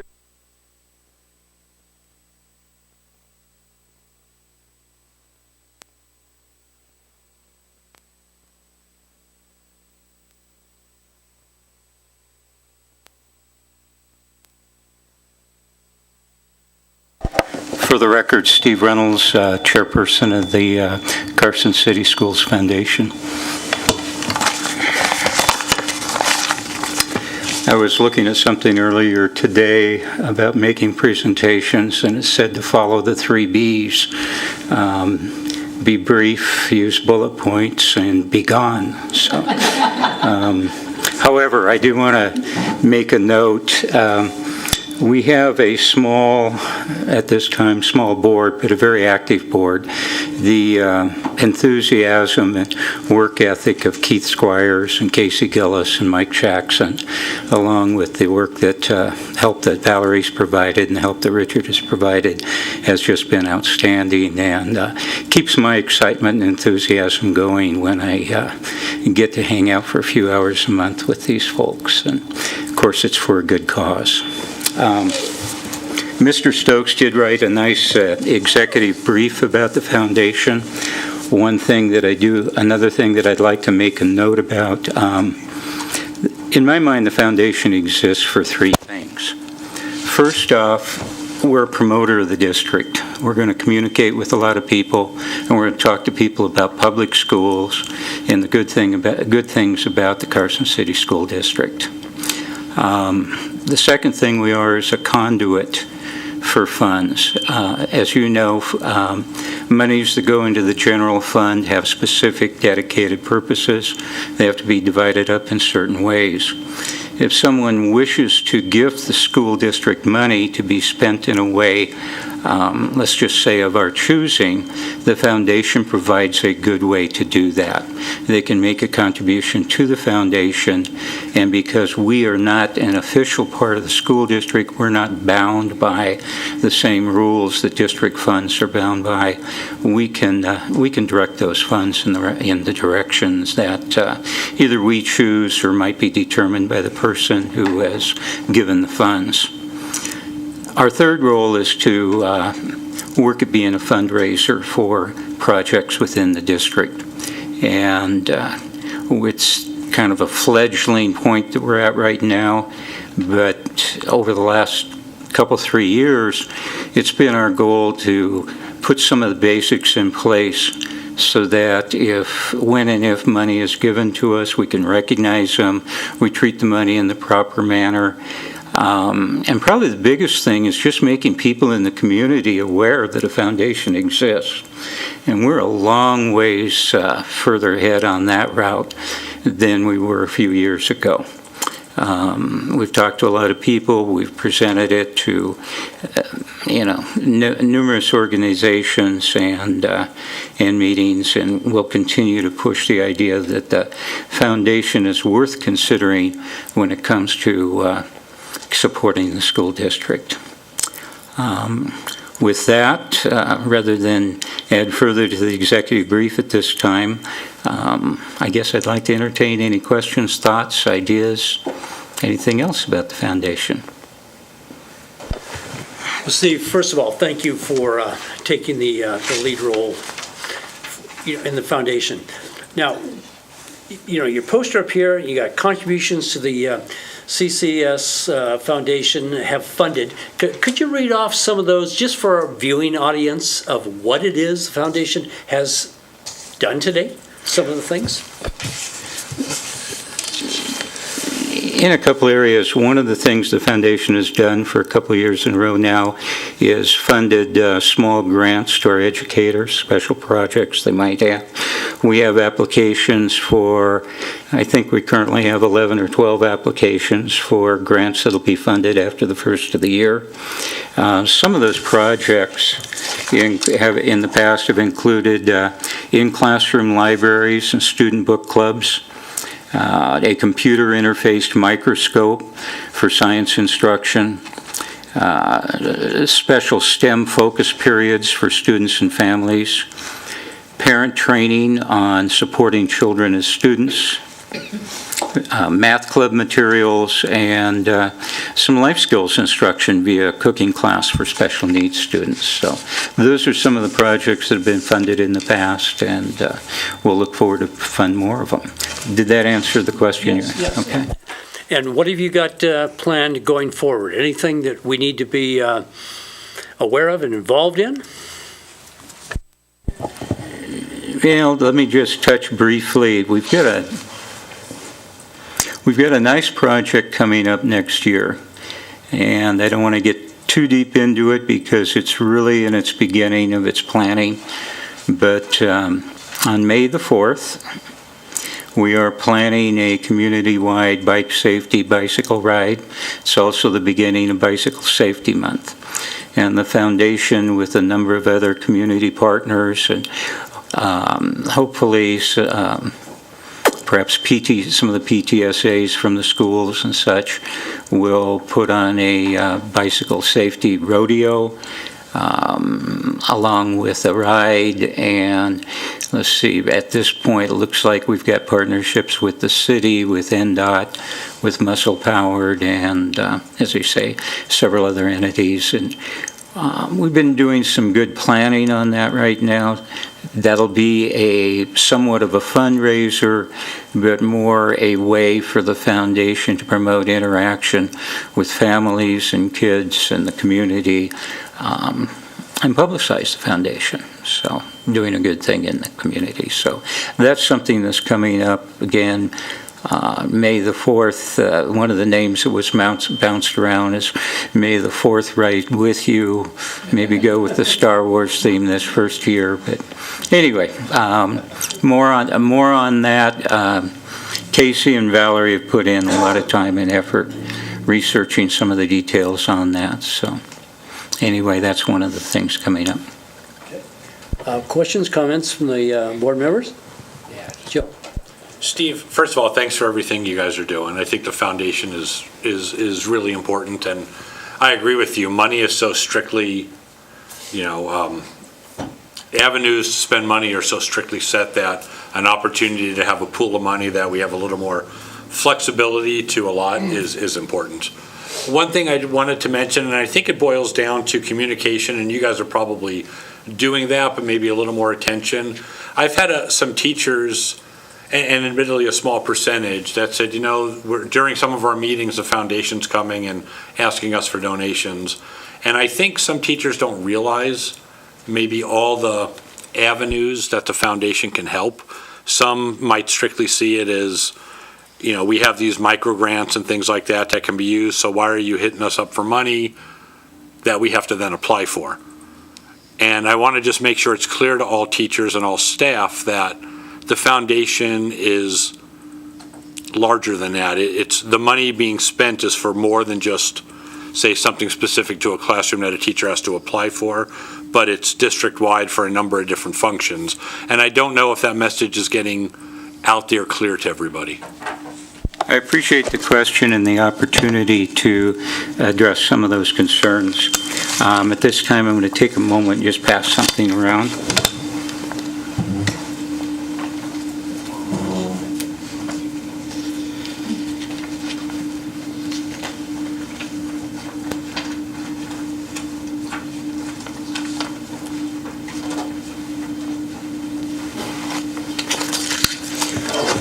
Some of the information on this sheet reflects the information that's shown here, but I wanted to put this in your hands because this is actually what was handed out when we had meetings with our staff this year to talk to them about the foundation.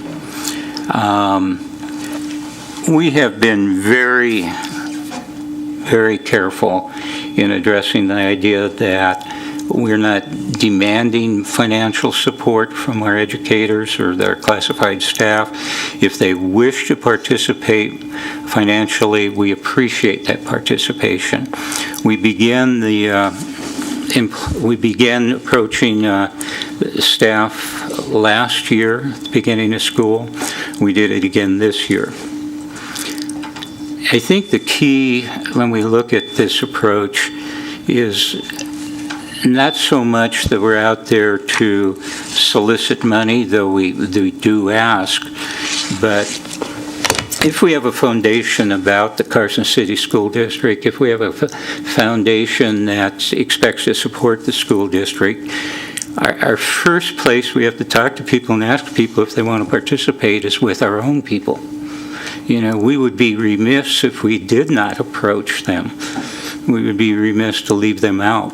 For example, one of the first things that the Carson Tahoe Medical Center did when there was a group put together to fund the cancer center a number of years ago was they approached their own employee and staff, approached the doctors in the area, because you can't go out to the world unless you're willing to take a look at it yourself. The main thing that I think we needed to accomplish in approaching the employees, though, as I said, is not so much the funds, but the idea that if we're talking to somebody out there in the community and saying you might consider the foundation as a place to, give some financial support to, one of the things we can expect is they might go, well, let's see, Mrs. Johnson lives 3 houses down, and she's a teacher over at Eagle Valley Middle School. Let me ask her what she thinks of the foundation. We have to make sure that each one of our employees is at least aware the foundation exists and understands why we exist and what we're trying to do, because they're going to have to be that secondary ambassador for our efforts. And if the answer from any of our staff when asked is, gee, we have a foundation, that's not going to help our efforts. So not only, I think you can measure whether we've asked in the right way and done things carefully, because the participation this year is probably, I guess, is somewhere up tenfold from what it was last year. And again, I think a lot of that's due to just awareness and people and our staff understanding what we're trying to do and why we're doing it. If you need me to add to it, I can probably talk a lot more about it, but I think that covers the basis. No, I appreciate that. I just want to make sure it's clear to everybody, because I agree with you. If, internally we have to be advocating for it to grow. And I just think, one, I'm glad to hear that our participation, our voluntary participation has increased. And yeah, I just want to make sure people are getting the message, because we, as you know, we talk a lot about everything that's getting piled on our staff, our teachers and whatnot. And I want this to be a positive, something positive and not something people think is, less positive than it really is. And again, we've been very careful. There has been no indication, we do not convey an idea that they're required to participate in any way. I'm sure. Yeah. Okay, additional questions, comments? Well, Steve, thank you very much again for, taking on, directing the foundation. It's a lot of time. I know you're busy at work, but you've done a lot before as a school board member, and you continue to do it, working, with the foundation. So all I can say is, you're very much appreciated, and the foundation and what they're doing. The benefits to the students going forward is can't be measured at this time. So it's taking it off in its infancy is really appreciated. Well, it's a start, and I'm sure it'll grow. One thing I do want to mention, Dan received an award earlier for public relations, and he's also been a very big help to promoting the foundation, and I think the district has a winner there. So anyway, thank you very much.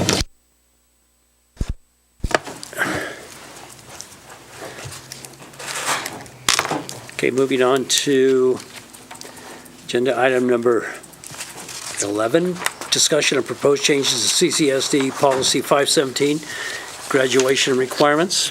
And Susan Kima for the record. Graduation requirements changed during the last legislative session, and the Nevada Department of Education has produced guidance memos, and now we're ready to change our own policy here in the district. I involved Tasha Fuson, principal at Carson High School, and Nicole Hendy, who is the lead counselor at Carson High School. They're sitting with me tonight because you may have some questions of them, especially when we get to the agenda item that's regulation, where there's a lot of detail. The reason why I involved them is that I can write policy, I could put in all the new laws in a policy, but they are key implementers of this particular policy and all the diplomas that come with it. Also, we wanted to make sure that it was clear because we will be using this as a training guide for our middle school and our high school counselors. So as far as the graduation requirements, it's the policy itself. We didn't make much change except for to modernize it with some verbiage regarding the learner-centered model in college and career readiness. So at this point, I'll entertain any additions, corrections, questions. I mean, those were not minor changes. If we look at this, it says the board, as we go into, what is it, the third sentence, the board will ensure students are provided a high-quality learner-centered education. And this is what we've been talking about for the last 3 months, from elementary through tonight with the middle schools. It was nice to hear Lee Connolly say the structure's in place, now it's time to deliver. It's going to be hard to do. But he said we're all overworked, but I think everybody cares, and working together, I think we'll find that way to do it. But the board, we adopt this policy, this board has to ensure that this continues. Then, along with the strategic plan, and that's important because we got the areas of, like Yeti, learning beyond the classroom. We've got curriculum that matters. We've got, with Mike, with the healthy generations of students, which includes the social, emotional, and mental health. Exceptional teachers and staff, and then involvement of parents. All of that. This board's going to ensure this happens. And then that last part with the Department of Education and what we talked about, the SBACs. We've got that. It's another one. We've got to ensure that that happens. Otherwise, the state comes in and takes over our school district if we can't do it. But this board is charged with a lot of responsibilities. This policy makes it very clear, and I think this board is going to be aware of that. We're to make sure this happens. So these weren't just minor changes. This is major changes. So, first of all, is there any other questions or comments from the board regarding the language in the policy? Just two, I think, really minor things, Sue. Just punctuation. The first sentence, the Board of Trustees, comma, in partnership with parents and the community. I think there should be a comma after community. And then the last sentence in that same first paragraph, it's just, Laurel and I were just whispering to each other. It seems like it's fine, but it's long. And I'm just wondering, we were thinking after opportunities to be successful in their post-K-12 experience, maybe that's a good place after experience to put a comma. Just so you take a breath and then keep going. We weren't able to rework it because it does make sense. It makes sense. Just, you have to read it a couple times. So that was something that, I don't know if there's any fine tuning That was it. to that. And I agree with what Ron said. I mean, I think these changes, they're important changes, I think would be how I'd sum it up. So I was glad to see that in here. Since you brought up Tasha and our counselor, would you like to add anything, Tasha? We went through it over and over. Okay, fine. I'm trying to visualize it because we've got a lot doing it. Well, come on up. We can't hear you. You've got to be on record. You'll be on the record. Both of you, come on up and join the conversation.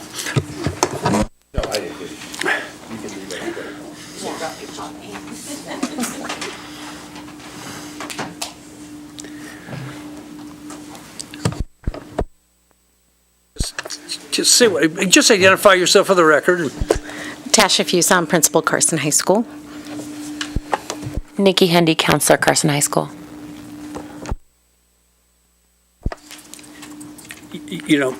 Here's a policy that we're going forward. Sue has said that you have, you're very much involved in this. Are you in agreement with this policy? In terms of the belief system behind the statement about what the board is responsible for, absolutely. The major body of work for this particular topic actually came within the regulation because there's substantial changes in terms of graduation diploma options for our students. So and what you all have in front of you is probably just a fraction of the documents that we had on our end trying to put together, as well as looking at different resources, like in terms of certification. So we'll get to that, I know, with the regulation, but I think it's going to be an exciting thing for our students, not just obviously in our district, but for our state, to really recognize more in detail the work that they put into their high school career. And I think that's going to be a big portion of that, but also in terms of what the district is required to provide in terms of support to students. So I think work-based learning, as Yeti was up here before talking about, is a big portion of that when it comes to the college and career ready diploma. So I think this particular statement, I agree with you, it's an important statement about the board ensuring and thus the school ensuring that our students have the opportunity and a high quality education. So I think it really embodies all the work that we've been doing for the past, since I've been here at least, for the past 4 years and beyond that. Yeah, where it says the board will ensure each student has this learner center education. So the board would be asking you a lot of questions. It's not just words on paper, but is that learner center really happening? Are we getting to all students early and often with early interventions so that they are able to compete in the world? So I mean, so this board, if we ensure, that means there has to be accountability, and that means a lot of questions, going through Richard and Sue, but coming, in the high school, directly to you, and the strategic plan about, like Yeti, and so, I mean, there will be a lot of questions coming to you, and as a counselor, are you comfortable with, explaining to people what the Learner Center approach to education is, and what the strategic plan and curriculum that matters, what that entails, and then the SBAC requirements and how we get there and how it's not just separate pieces, it all ties together? You're comfortable going forward?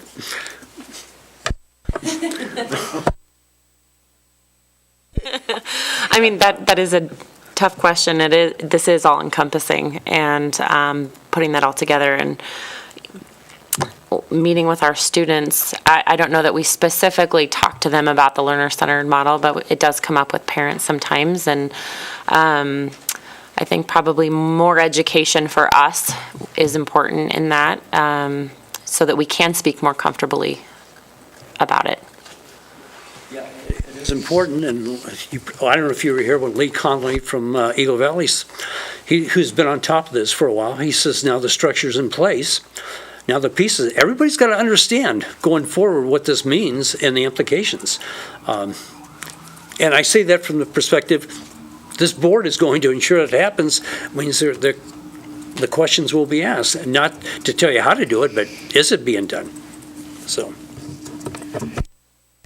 I think that it's important, Mr. Swerzik, that we define that we have a shared definition of learner-centered model. When we talk about that often within our district, we talk about specifically in the instructional program that goes in terms of the classroom and what teachers are doing with common assessments and learning guides and identified learning targets. But I also think it's more holistic than that. So when you're talking about specifically the graduation requirements and what we've put forth or what we've put in place for our students in terms of our graduation plans and the services that we're providing for our students beyond the classroom, that we have to take that into account too, because there's so much more than just getting our kids across the stage. To me, that's the floor.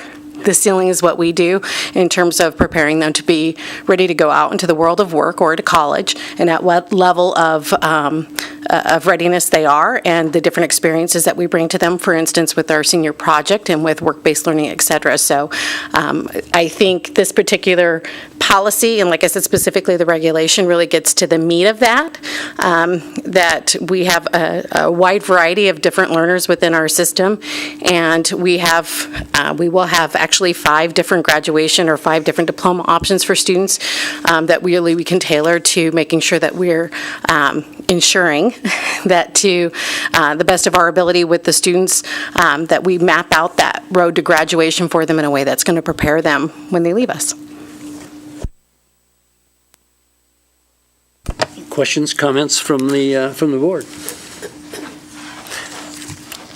Seeing none, well, thank you so much for the input. Going forward, it's just the beginning. So, okay, thank you. Okay, Sue? Susan Kima for the record.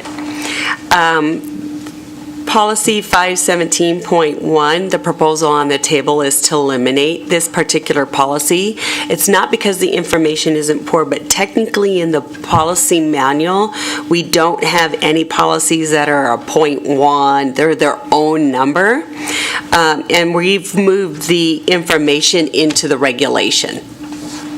So this information doesn't go away. We're just not having it. We're proposing that it's not its own policy. Unless the board prefers to do that, then we would want to give it its own number. Questions, comments? Stacy? I would like to see it as its own policy, only because Mineral County had a problem this last graduation. They had a charter student who was very involved at stuff at their high school and wanted to walk with the actual high school, although she was involved in the charter school. So I'd like to have it as an own policy, only so that when you tell parents about it, they can go directly to that. They don't have to look through the regulation. Okay. That was my concern as well with that, because through NASB, we had a lot of communication this last year from the board member in Mineral County with that, and who's allowed to walk in a high school graduation if they earn their diploma from a charter school or an online academy, but perhaps they've participated in some extracurriculars at the high school, and opening the door. So I don't know what if it was its own separate policy, then would it have regulations that would be fleshed out a little more, or would we just leave it up to the school administration to decide that type of thing? But that, I think we need to be aware of that, because extracurricular activities are, graduation is students who've completed the curriculum, and just participating in extracurricular activities doesn't necessarily give you that right. So there was a lot of discussion among NASB about the NRS that apply to all of that, and just to maybe keep that. I think we might need to keep something like that. Mr. Stokes? I can just let you know that I was here when this policy first came into being, and it came into being because at the time the high school proficiency exam was in place, and there became several highly publicized conditions where students had met all of the other requirements for graduation except passing the high school proficiency exam, and this policy was intended to support the administration at the high schools to help them say yay or nay as to whether or not an individual could participate in the graduation ceremony. So that has changed, obviously, now, but you speak from a position that there are other things that have evolved that may also apply.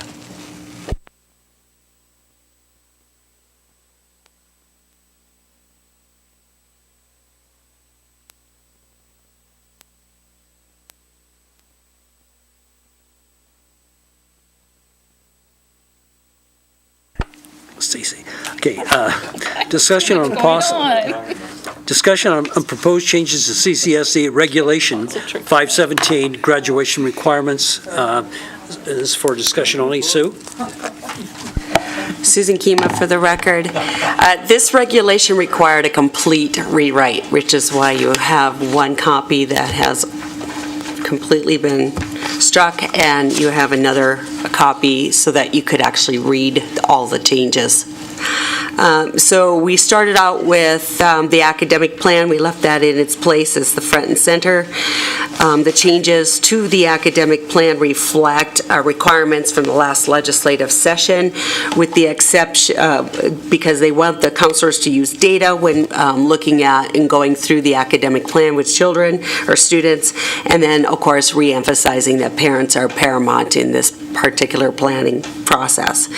The second paragraph of the academic plan, the plan may include without limitation designation of a fine arts pathway, enrollment in dual credit, career technical ed, and advanced placement in honors and/or honors courses will support students earning those diplomas, the advanced diploma, the college and career ready diploma. The goals of the state is that all students will graduate college and career ready, and by having the goal of every student will take either a dual credit class or an AP class or be in a CTE or fine arts pathway, will support that. And so I thought what we would do is go section by section. So is there any questions on the academic plan section of the document? Most of the verbiage is taken right out of the state guidance memos or the regulation. If not, moving on. Sorry. Joe pointed it out to me, and I was reading it a couple times.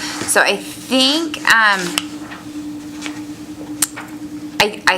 in that first paragraph, the first sentence, the district requires in each of its high schools that a counselor, administrator, or licensed educational personnel meets individually at least once each school year, comma, with each student. I think if you put a comma before at least, after individually and before each, then that clause, otherwise I think you just have a comma there that doesn't go. So I think you need that clause to be separated by a comma. So individually, comma, at least once each school year, comma, because they meet individually with each student enrolled in grades 9. So I think that's what you were looking at. Either that or I don't think we need that. Or you don't need a comma, but I think it might be a little easier to read if you have it. Okay. Or if you have two of them. Thank you. So now we're adding commas, so we want to be. That's okay. Anything else on the academic plan section? Page 2 has our chart with the diploma options. The college and career ready diploma and the alternative diploma are new diplomas now being offered by our state. You can see that we have a phase-out plan for our honors diploma, because what's happened is that with the requirements from the college and career ready diploma and the advanced diploma, that really covers everything that's in the honors diploma. The state has a standard diploma, an advanced diploma, the CTE diploma, the college and career ready diploma, and alternative diploma, and adult ed diploma. The honors diplomas are just unique to districts. It's not in the law. And I guess I should know this. Apparently, I've been sleeping for 3 kids. But under the honors diploma, it's the only place we mention a foreign, now world language being required. Has a foreign language never been required for graduation? It's never been a requirement. We do recommend it for students that are planning on going to a four-year university, especially out of state, but it's not a graduation requirement. Well, if you see my kids, don't tell them. Now, the state offers the standard, the advanced, and the college and career ready, because college and career ready and advanced are just about identical. So is standard, or is advanced going to be phased out? So I believe that's the discussion, but currently in NRS, it says to be college and career ready, you must be meeting the requirements of an advanced diploma or the college and career ready diploma to be considered college and career ready. And the state's already been recording data, baseline data from last year's graduates. So that was our first initial thought to it when we met as a team, that, so we'll just go with the standard diploma, the college and career ready diploma, of course, the alternative diploma in adult ed. But it's in the regulation that a student who is deemed college and career ready must be on track to earn an advanced diploma and or a college and career ready. It's for that appropriation. Yes. And just because we're going to add a comma, under diploma options, Carson City students have the following diploma options: standard, comma, honors, advanced, because we don't have a standard honors diploma. Okay. Unless we change the name, or no, yeah. Oh, I see. Yep, you're right. Yes. The nuances for the college career-ready diploma have to do with the certifications or the types of courses that students have to take, where the advanced diploma is more about meeting the 4-year requirement for math, the 3-year requirement for science, and having a GPA. So that's why, since the state didn't have an honors diploma, really I think the intent was bringing in the college and career readiness diploma to mark that level of distinguishment of a student's high school career. So it gets really deep into what those individual certifications mean and how students can reach those, which are not required under the advanced. And then just one last question. We're under the advanced at the bottom, required GPA. We crossed out unweighted. Is it an unweighted or a weighted GPA? The state law says weighted or unweighted. So either way? Yes. Okay. The other thing with the advanced, as opposed to the college and career readiness diploma, is it actually, when the new law says current advanced and then proposed college and career readiness, but there's another piece where it's the appropriation of funds for seniors, full-time seniors. So a student has to, if they're not considered on track for the college and career readiness or the advanced diploma, so that's the advanced diploma or a specific number of AP courses or dual credit courses, et cetera, then they have to be in 6 classes. So that's where that advanced diploma comes in, still in the law. So until they delete it from that piece, we decided to keep it in. Any other questions about the chart? So this will be in effect? Immediately, as soon as you approve it at the next board, the regulation, Yeah.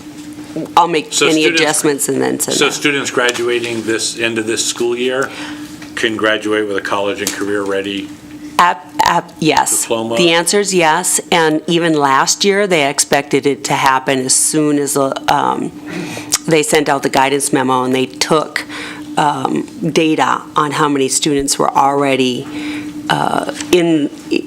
qualifying for the college and career ready diploma. It took the districts by surprise that the expectation from the state came so quickly when we just received the guidance memo, and then to next memo is what's your data look like. We were the only district, but that would make good baseline data on that first year to see naturally where students were sitting, how many of them would have naturally qualified for a college and career ready diploma. And This summer, we were able to receive the guidance memos from the state as far as the requirements, and then the alternative diploma was just approved in the October state board meeting. So that's why we're here in November, putting in all the new changes at one time, instead of coming back to you several different times for each little change. I got one other one. The foreign language, I don't tell my kids either. I make them take foreign language. I thought it was required. I thought when I was a kid it was required. I think you have a double asterisk by it on that diploma options, and it says page 6. I think it's page 8. Am I right, or am I reading that wrong? Where is the asterisk? The two asterisks. They all crossed out. You are, Correct. You're correct. These pages changed around as we were reformatting and reformatting, so thank you for that correction. Well, no. Well, thank Joe. It got me thinking about foreign language. I want to take the moment in case we do have parents listening, just to reiterate that although it's not a graduation requirement, it is strongly, strongly, strongly recommended.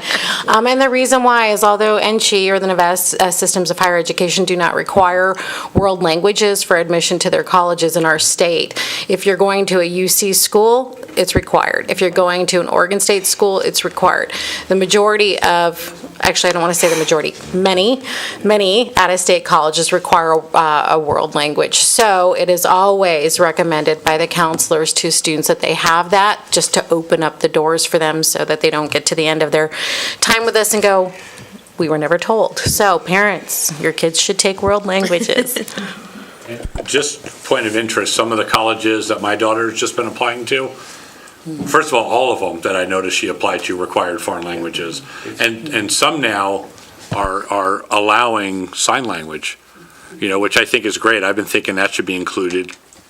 And it's nice to see that colleges are starting to come on board. They're starting to listen to me, as I like to say. All right, any other changes on the chart? Going once. All right, moving on to required assessments to earn a diploma. The former policy discussed the high school proficiency, which no longer exists. So you have before you the requirements of assessments in order to graduate. So the state's college and career readiness assessment is the ACT, and it's also required for participation. And of course, the school gets rated on that with the Nevada School Performance Framework. Science, students are required to participate in the science assessment. And then the end of course finals is now not a state assessment, but has been moved to the district. And you can see, if you turn to page 4, there's a phase-in approach on how it affects the student final grade for the course.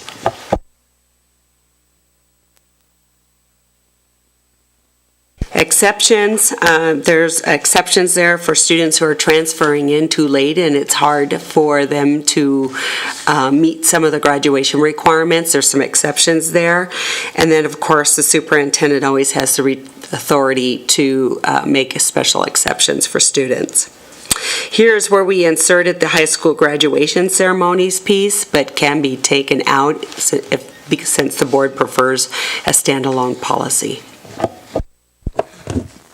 Mike, do you think it needs a standalone policy to be legal? No.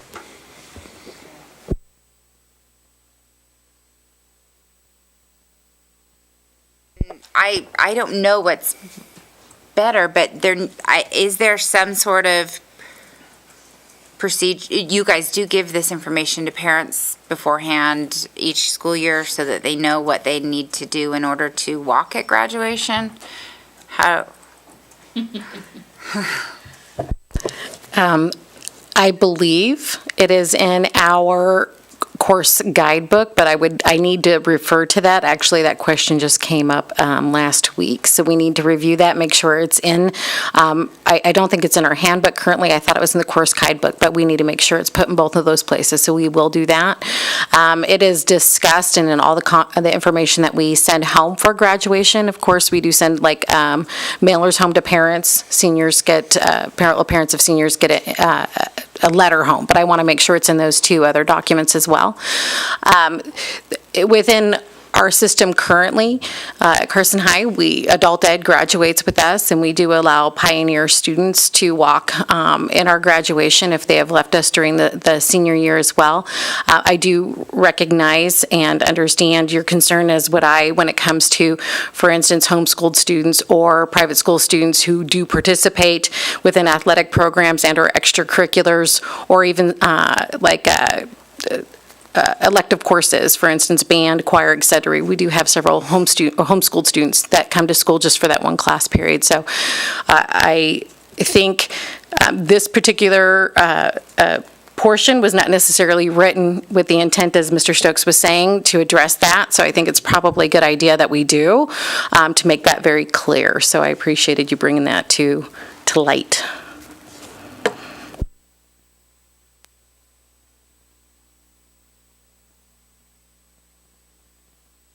So that Mineral County was a homeschool? It was an online, at least as I recall, it was an online charter school student who also participated, took, I think, an elective at the high school and was involved in extracurriculars and wanted to walk, even though the online offered a graduation ceremony as well. And so then the question becomes, how many students that don't actually complete the graduation requirements for that school participate in the graduation ceremonies? I don't know. I mean, it's not probably legally required to have a separate policy. Whether or not it's better as a board to have an individual policy and regulation for that, I think that'd be up to the board's preference. I agree. I think it ought to be, the board's intent ought to be documented somewhere, whether it's a separate policy or included in 517. That's really what I intended to say. Okay. And I just think it's easier for parents if they wanted to go look it up. They're not going to go through these 14 pages of regulations. It's easy to go, oh, here's their policy, click and go out. And then just trying to be proactive so that we don't have to deal with it in the aftermath is all.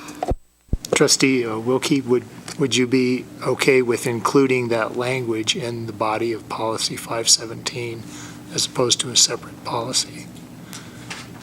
I think that would be 517 is just a acceptable. couple paragraphs. I think that would be acceptable. Good idea. And I think for administrators, it's kind of nice to have everything in one place. Right. Yeah. It's really hard when you have a parent in front of you and you're doing your research real quick and you're hunting and pecking through a website to find all the policies. So to have it in one consistent place is going to be huge for the high school and any administrator that's really looking at this, or Mr. Stokes or Mrs. Kima, who ultimately will also be talking with these individuals. It's just nice to have it in one place for quick reference. We can work on something to incorporate the language in with policy 517 and bring that back to you on the 23rd. Instead of having like 517.1, 517.2, we put the diploma types in Appendix A, starting on page 5, and gave a page or a couple pages to each of the diploma types, so that if we wanted to copy this, we could we had it all right there. And so changes to the standard diploma, which are throughout all the diplomas, is now U.S. government is not a one credit course all year long. It's a semester course, it's a half a credit, and economics is the other half of that credit. And then instead of having a specific title for a course under social studies, World history. I remember we used to have world history here, but what happens is we do have students who transfer in who may have a social studies course with different titles, And instead of making them take another social studies course, we can accept that now, instead of having it become elective, by putting it more general. And then, of course, some of those other changes, the computer science and applications is now the new title for the computer literacy course, as required by the state. And so you can see some title changes there. So, any questions about the standard diploma? All right, moving on to the advanced diploma. Here again, state law indicates that if a student is receiving on course for an advanced diploma and/or is receiving a college and career-ready diploma, they are deemed college and career-ready, but it's also for apportionment, which we'll get into a little bit later. Same thing here. Again, we reduced one elective by a half a credit in order to be aligned with the state. Any questions on the advanced diploma?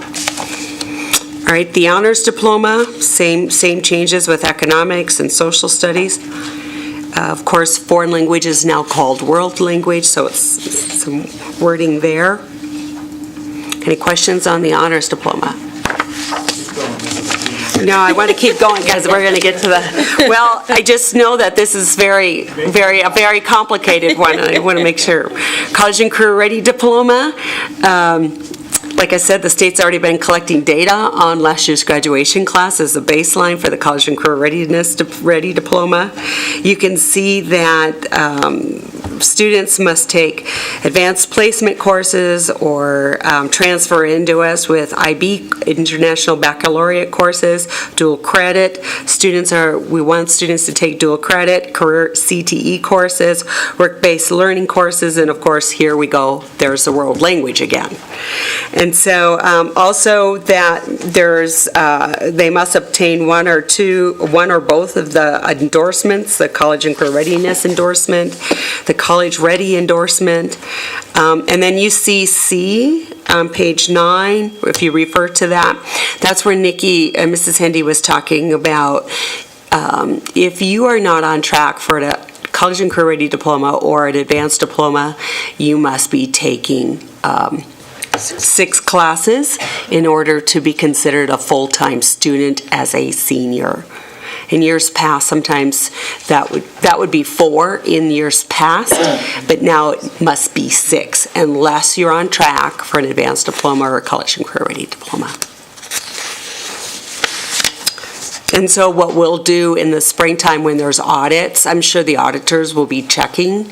They'll be checking student schedules to make sure that they're either on track for the advanced diploma, on track for the college and career readiness diploma, and that's tied to our funding, or they're in 6 classes. And we have evidence of that. So are there any questions regarding the college and career readiness diploma?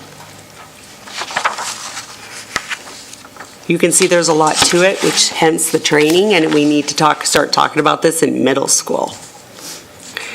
And then the newest diploma, which was approved by the state board in October, is the alternative diploma. This is a diploma for students with disabilities who do not satisfy the regular standard diploma. I do have some clarification here for today that I need to talk to you about. This is a diploma that is for students who have a significant cognitive disability, and on number 2 on page 11, it says passes the Nevada Alternative Assessment. After talking to Mr. Will Jensen, the consultant for special education today, currently in law, it does say exactly what's written before you. It does say students must pass the Nevada Alternative Assessment. However, during the last legislative session, when the state was removing the end of course, passing the end of course, and they were including the ACT, but only requiring participation. When they were making that change, the other bodies who were working on this alternative diploma couldn't get the changes in time. And so based on information from the Attorney General's office is that they believe this is legislative oversight. And one of the first things that Mr. Jensen is going to do in January is get that changed. Because if you notice, we're not going to require a higher level of expectation from our students with the most severe cognitive disabilities over our regular students who take the ACT. They only have to take the ACT. They don't have to pass the ACT, but we're requiring our severe cognitive students with a disability to pass their state assessment.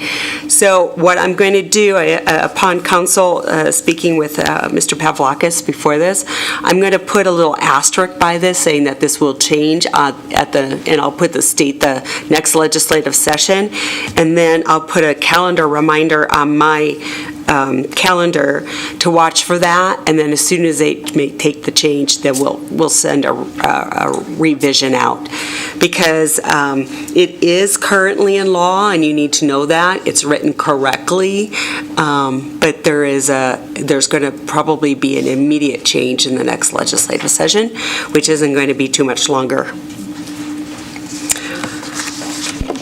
Any questions about the alternative diploma?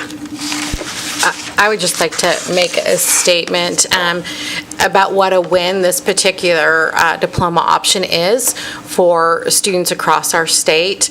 But even within, for instance, Carson High School, we currently have 3 CLS classes, and those students with their adjusted diploma in terms of the state are considered non-grads when they finish with us. So when they earn an adjusted diploma, that they get a diploma, but for us it's a non-grad. And then on top of that, when it comes to the way the state holds us accountable for our 5th year graduation rate, it includes all of our 5th year, 6th year, 7th year students. They stack on top of it. So currently, in the way our NSPF works is that as a school, we can be held accountable for not graduating a CLS student for up to 4 years in a row.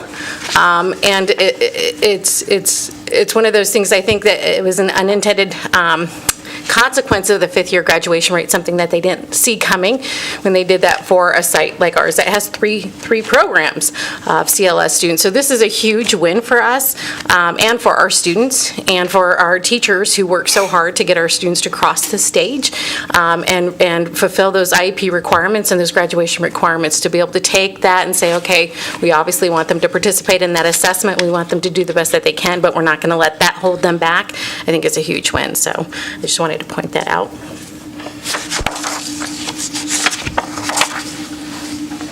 Any questions? Any other suggestions, questions, commas?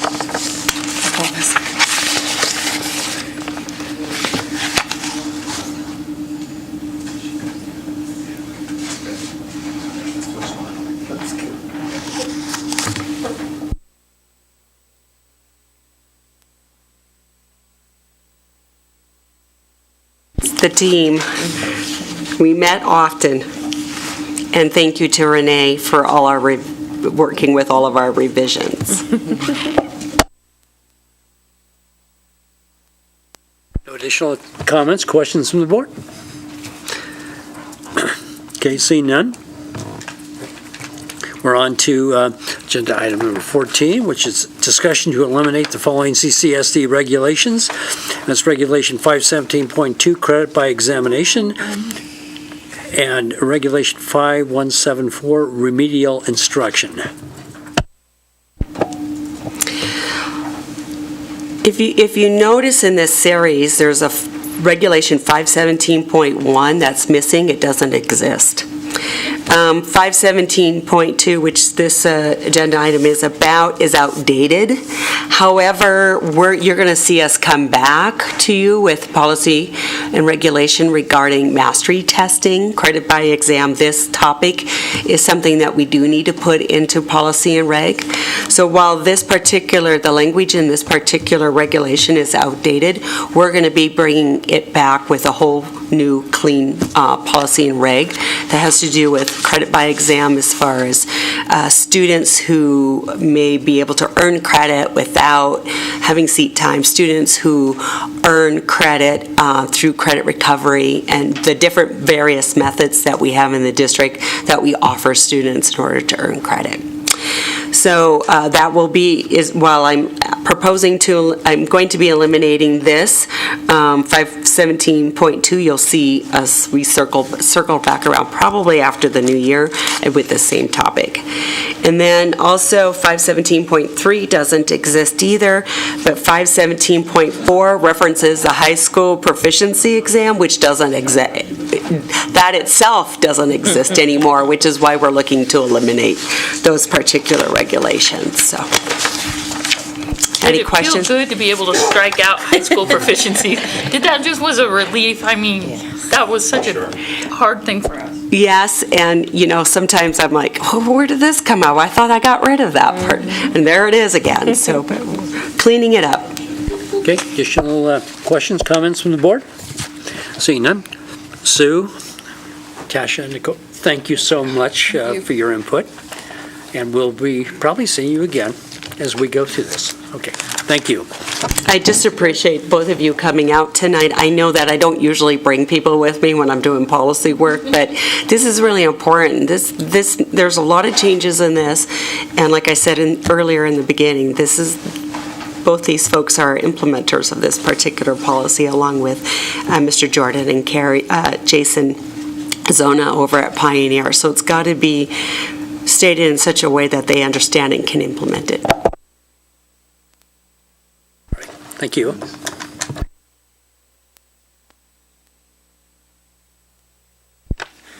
Agenda item number 15, approval of consent agenda.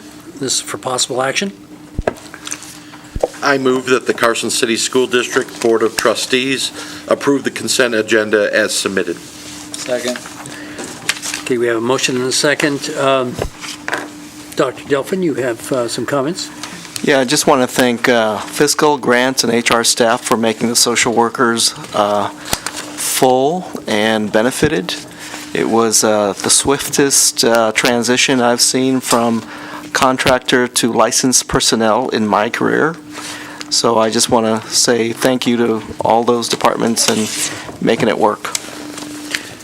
That's a good point, and it's a major step forward for the kids,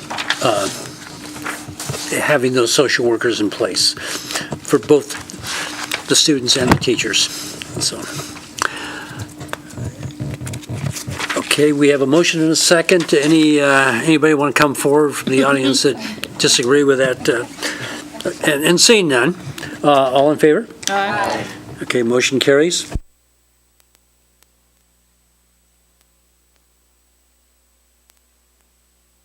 Item number 16, and that's the informational items. I would just point out the November 28th meeting of the Community PLC at the high school. That's at 6 o'clock. So we'll have it at the next meeting also, but just be aware of that going forward.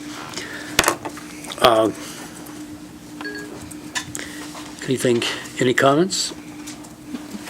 And seeing none, request for future agenda topics?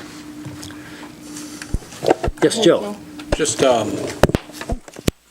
something for consideration, Richard. I know this came up a while ago, but my visit to Empire, some of the teachers were asking the question about our board meeting times, and they were saying, maybe more teachers would show up if the times were different. I don't know how true that would be, but one of the suggestions, two of the suggestions were, one, if we started them earlier and wrapped it up by 10 o'clock, it would give teachers more of a chance to be here. Tonight's an example of we wrapped it up early enough, but some nights it seems like when we have hot topics, they tend to go late, and their thoughts were, we have, so much going on, we'd love to show up, but we can't stay up that late. So I promised them I would bring it up.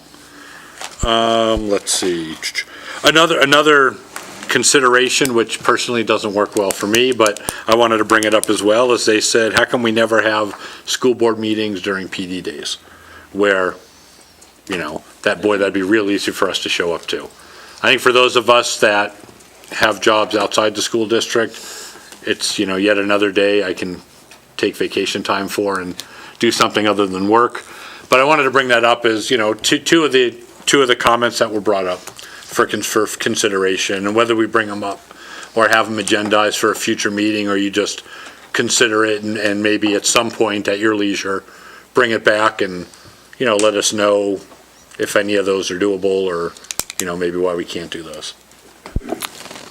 Mr. President, members of the board, I think I can reply. You have the ability to change your bylaws, and typically at the start of each new year, we go through a variety of changes that alters some of the assignments and duties on the board, but that would certainly be something that the body could consider.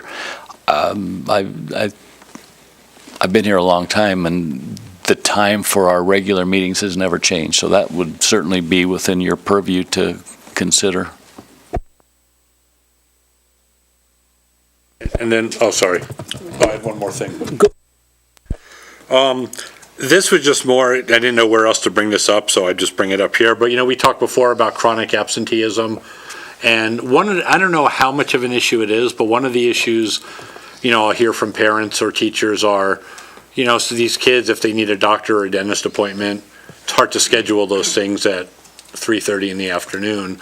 When we talk about community and partners and whatnot, has anyone reached out to our, Carson Medical Group in those places to see if some more availabilities could be afforded? And two, do our parents know? I know myself belonging to Carson Medical Group, there's a CMG Plus where there's after-hour appointments and whatnot. And I guess what I'm saying is I just want to make sure maybe we're letting people know about this. There are options out there.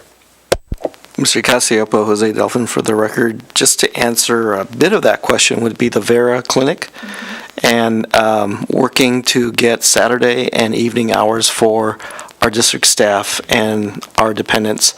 But I truly have no control over Carson Tahoe Medical Group, and I don't have a whole lot of pull unless Mr. Pavlak is on the board for those and knows and may be able to influence some hours. No. I also wanted to comment on your last request. I'm sorry, it just escaped my mind when you were talking about PD days. Yes, if you were to change the bylaws and hours, I think we could probably gather more staff, including classified, to be at board meetings if we held them at the schools. And I don't know how easy that would be to do. I think, one meeting time, what's good for one isn't good for another. So I think that's a slippery slope, but I wanted to bring it up. I think we had this as an agenda item, and we're going way beyond just putting down the agenda. We're talking about solutions, and I think we had to do that. No, I agree. I brought it up initially, but since he commented, I know. We'll just put that as an agenda item, so we can just flush it all out.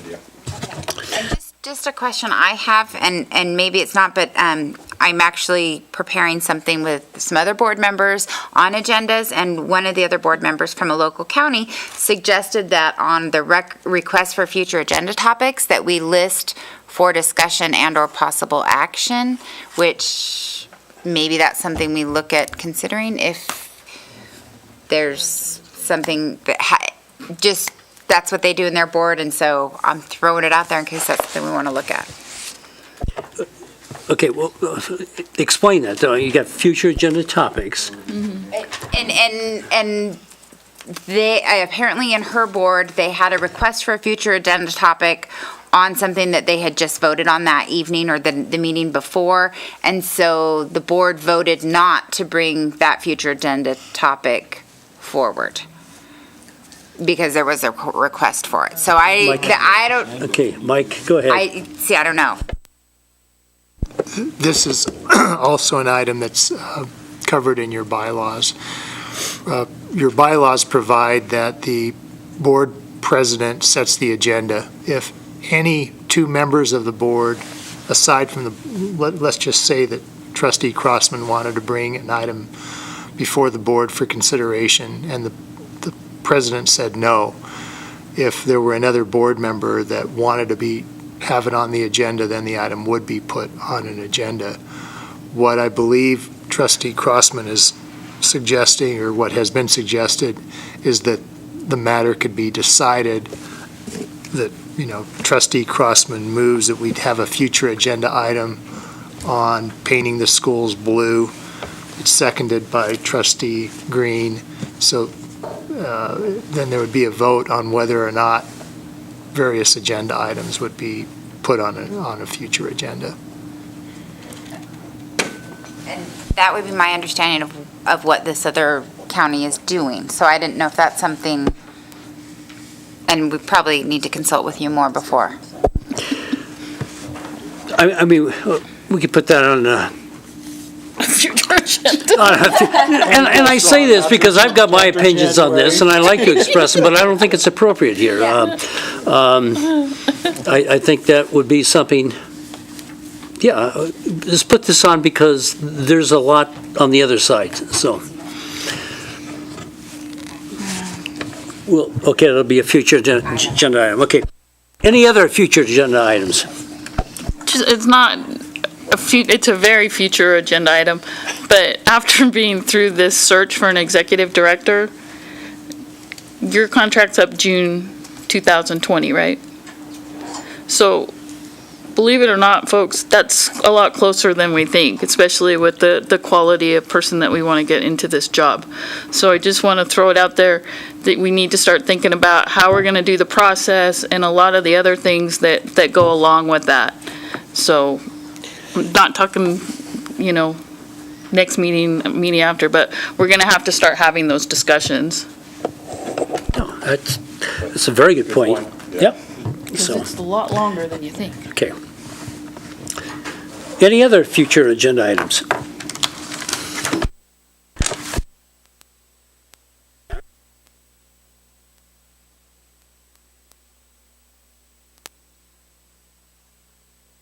We need just a reminder about the evaluation forms, that you need to get those to Renee, especially since everybody's coming down for the conference, so there's going to be a lot going on, and you need them by Friday at 5 o'clock, so don't forget.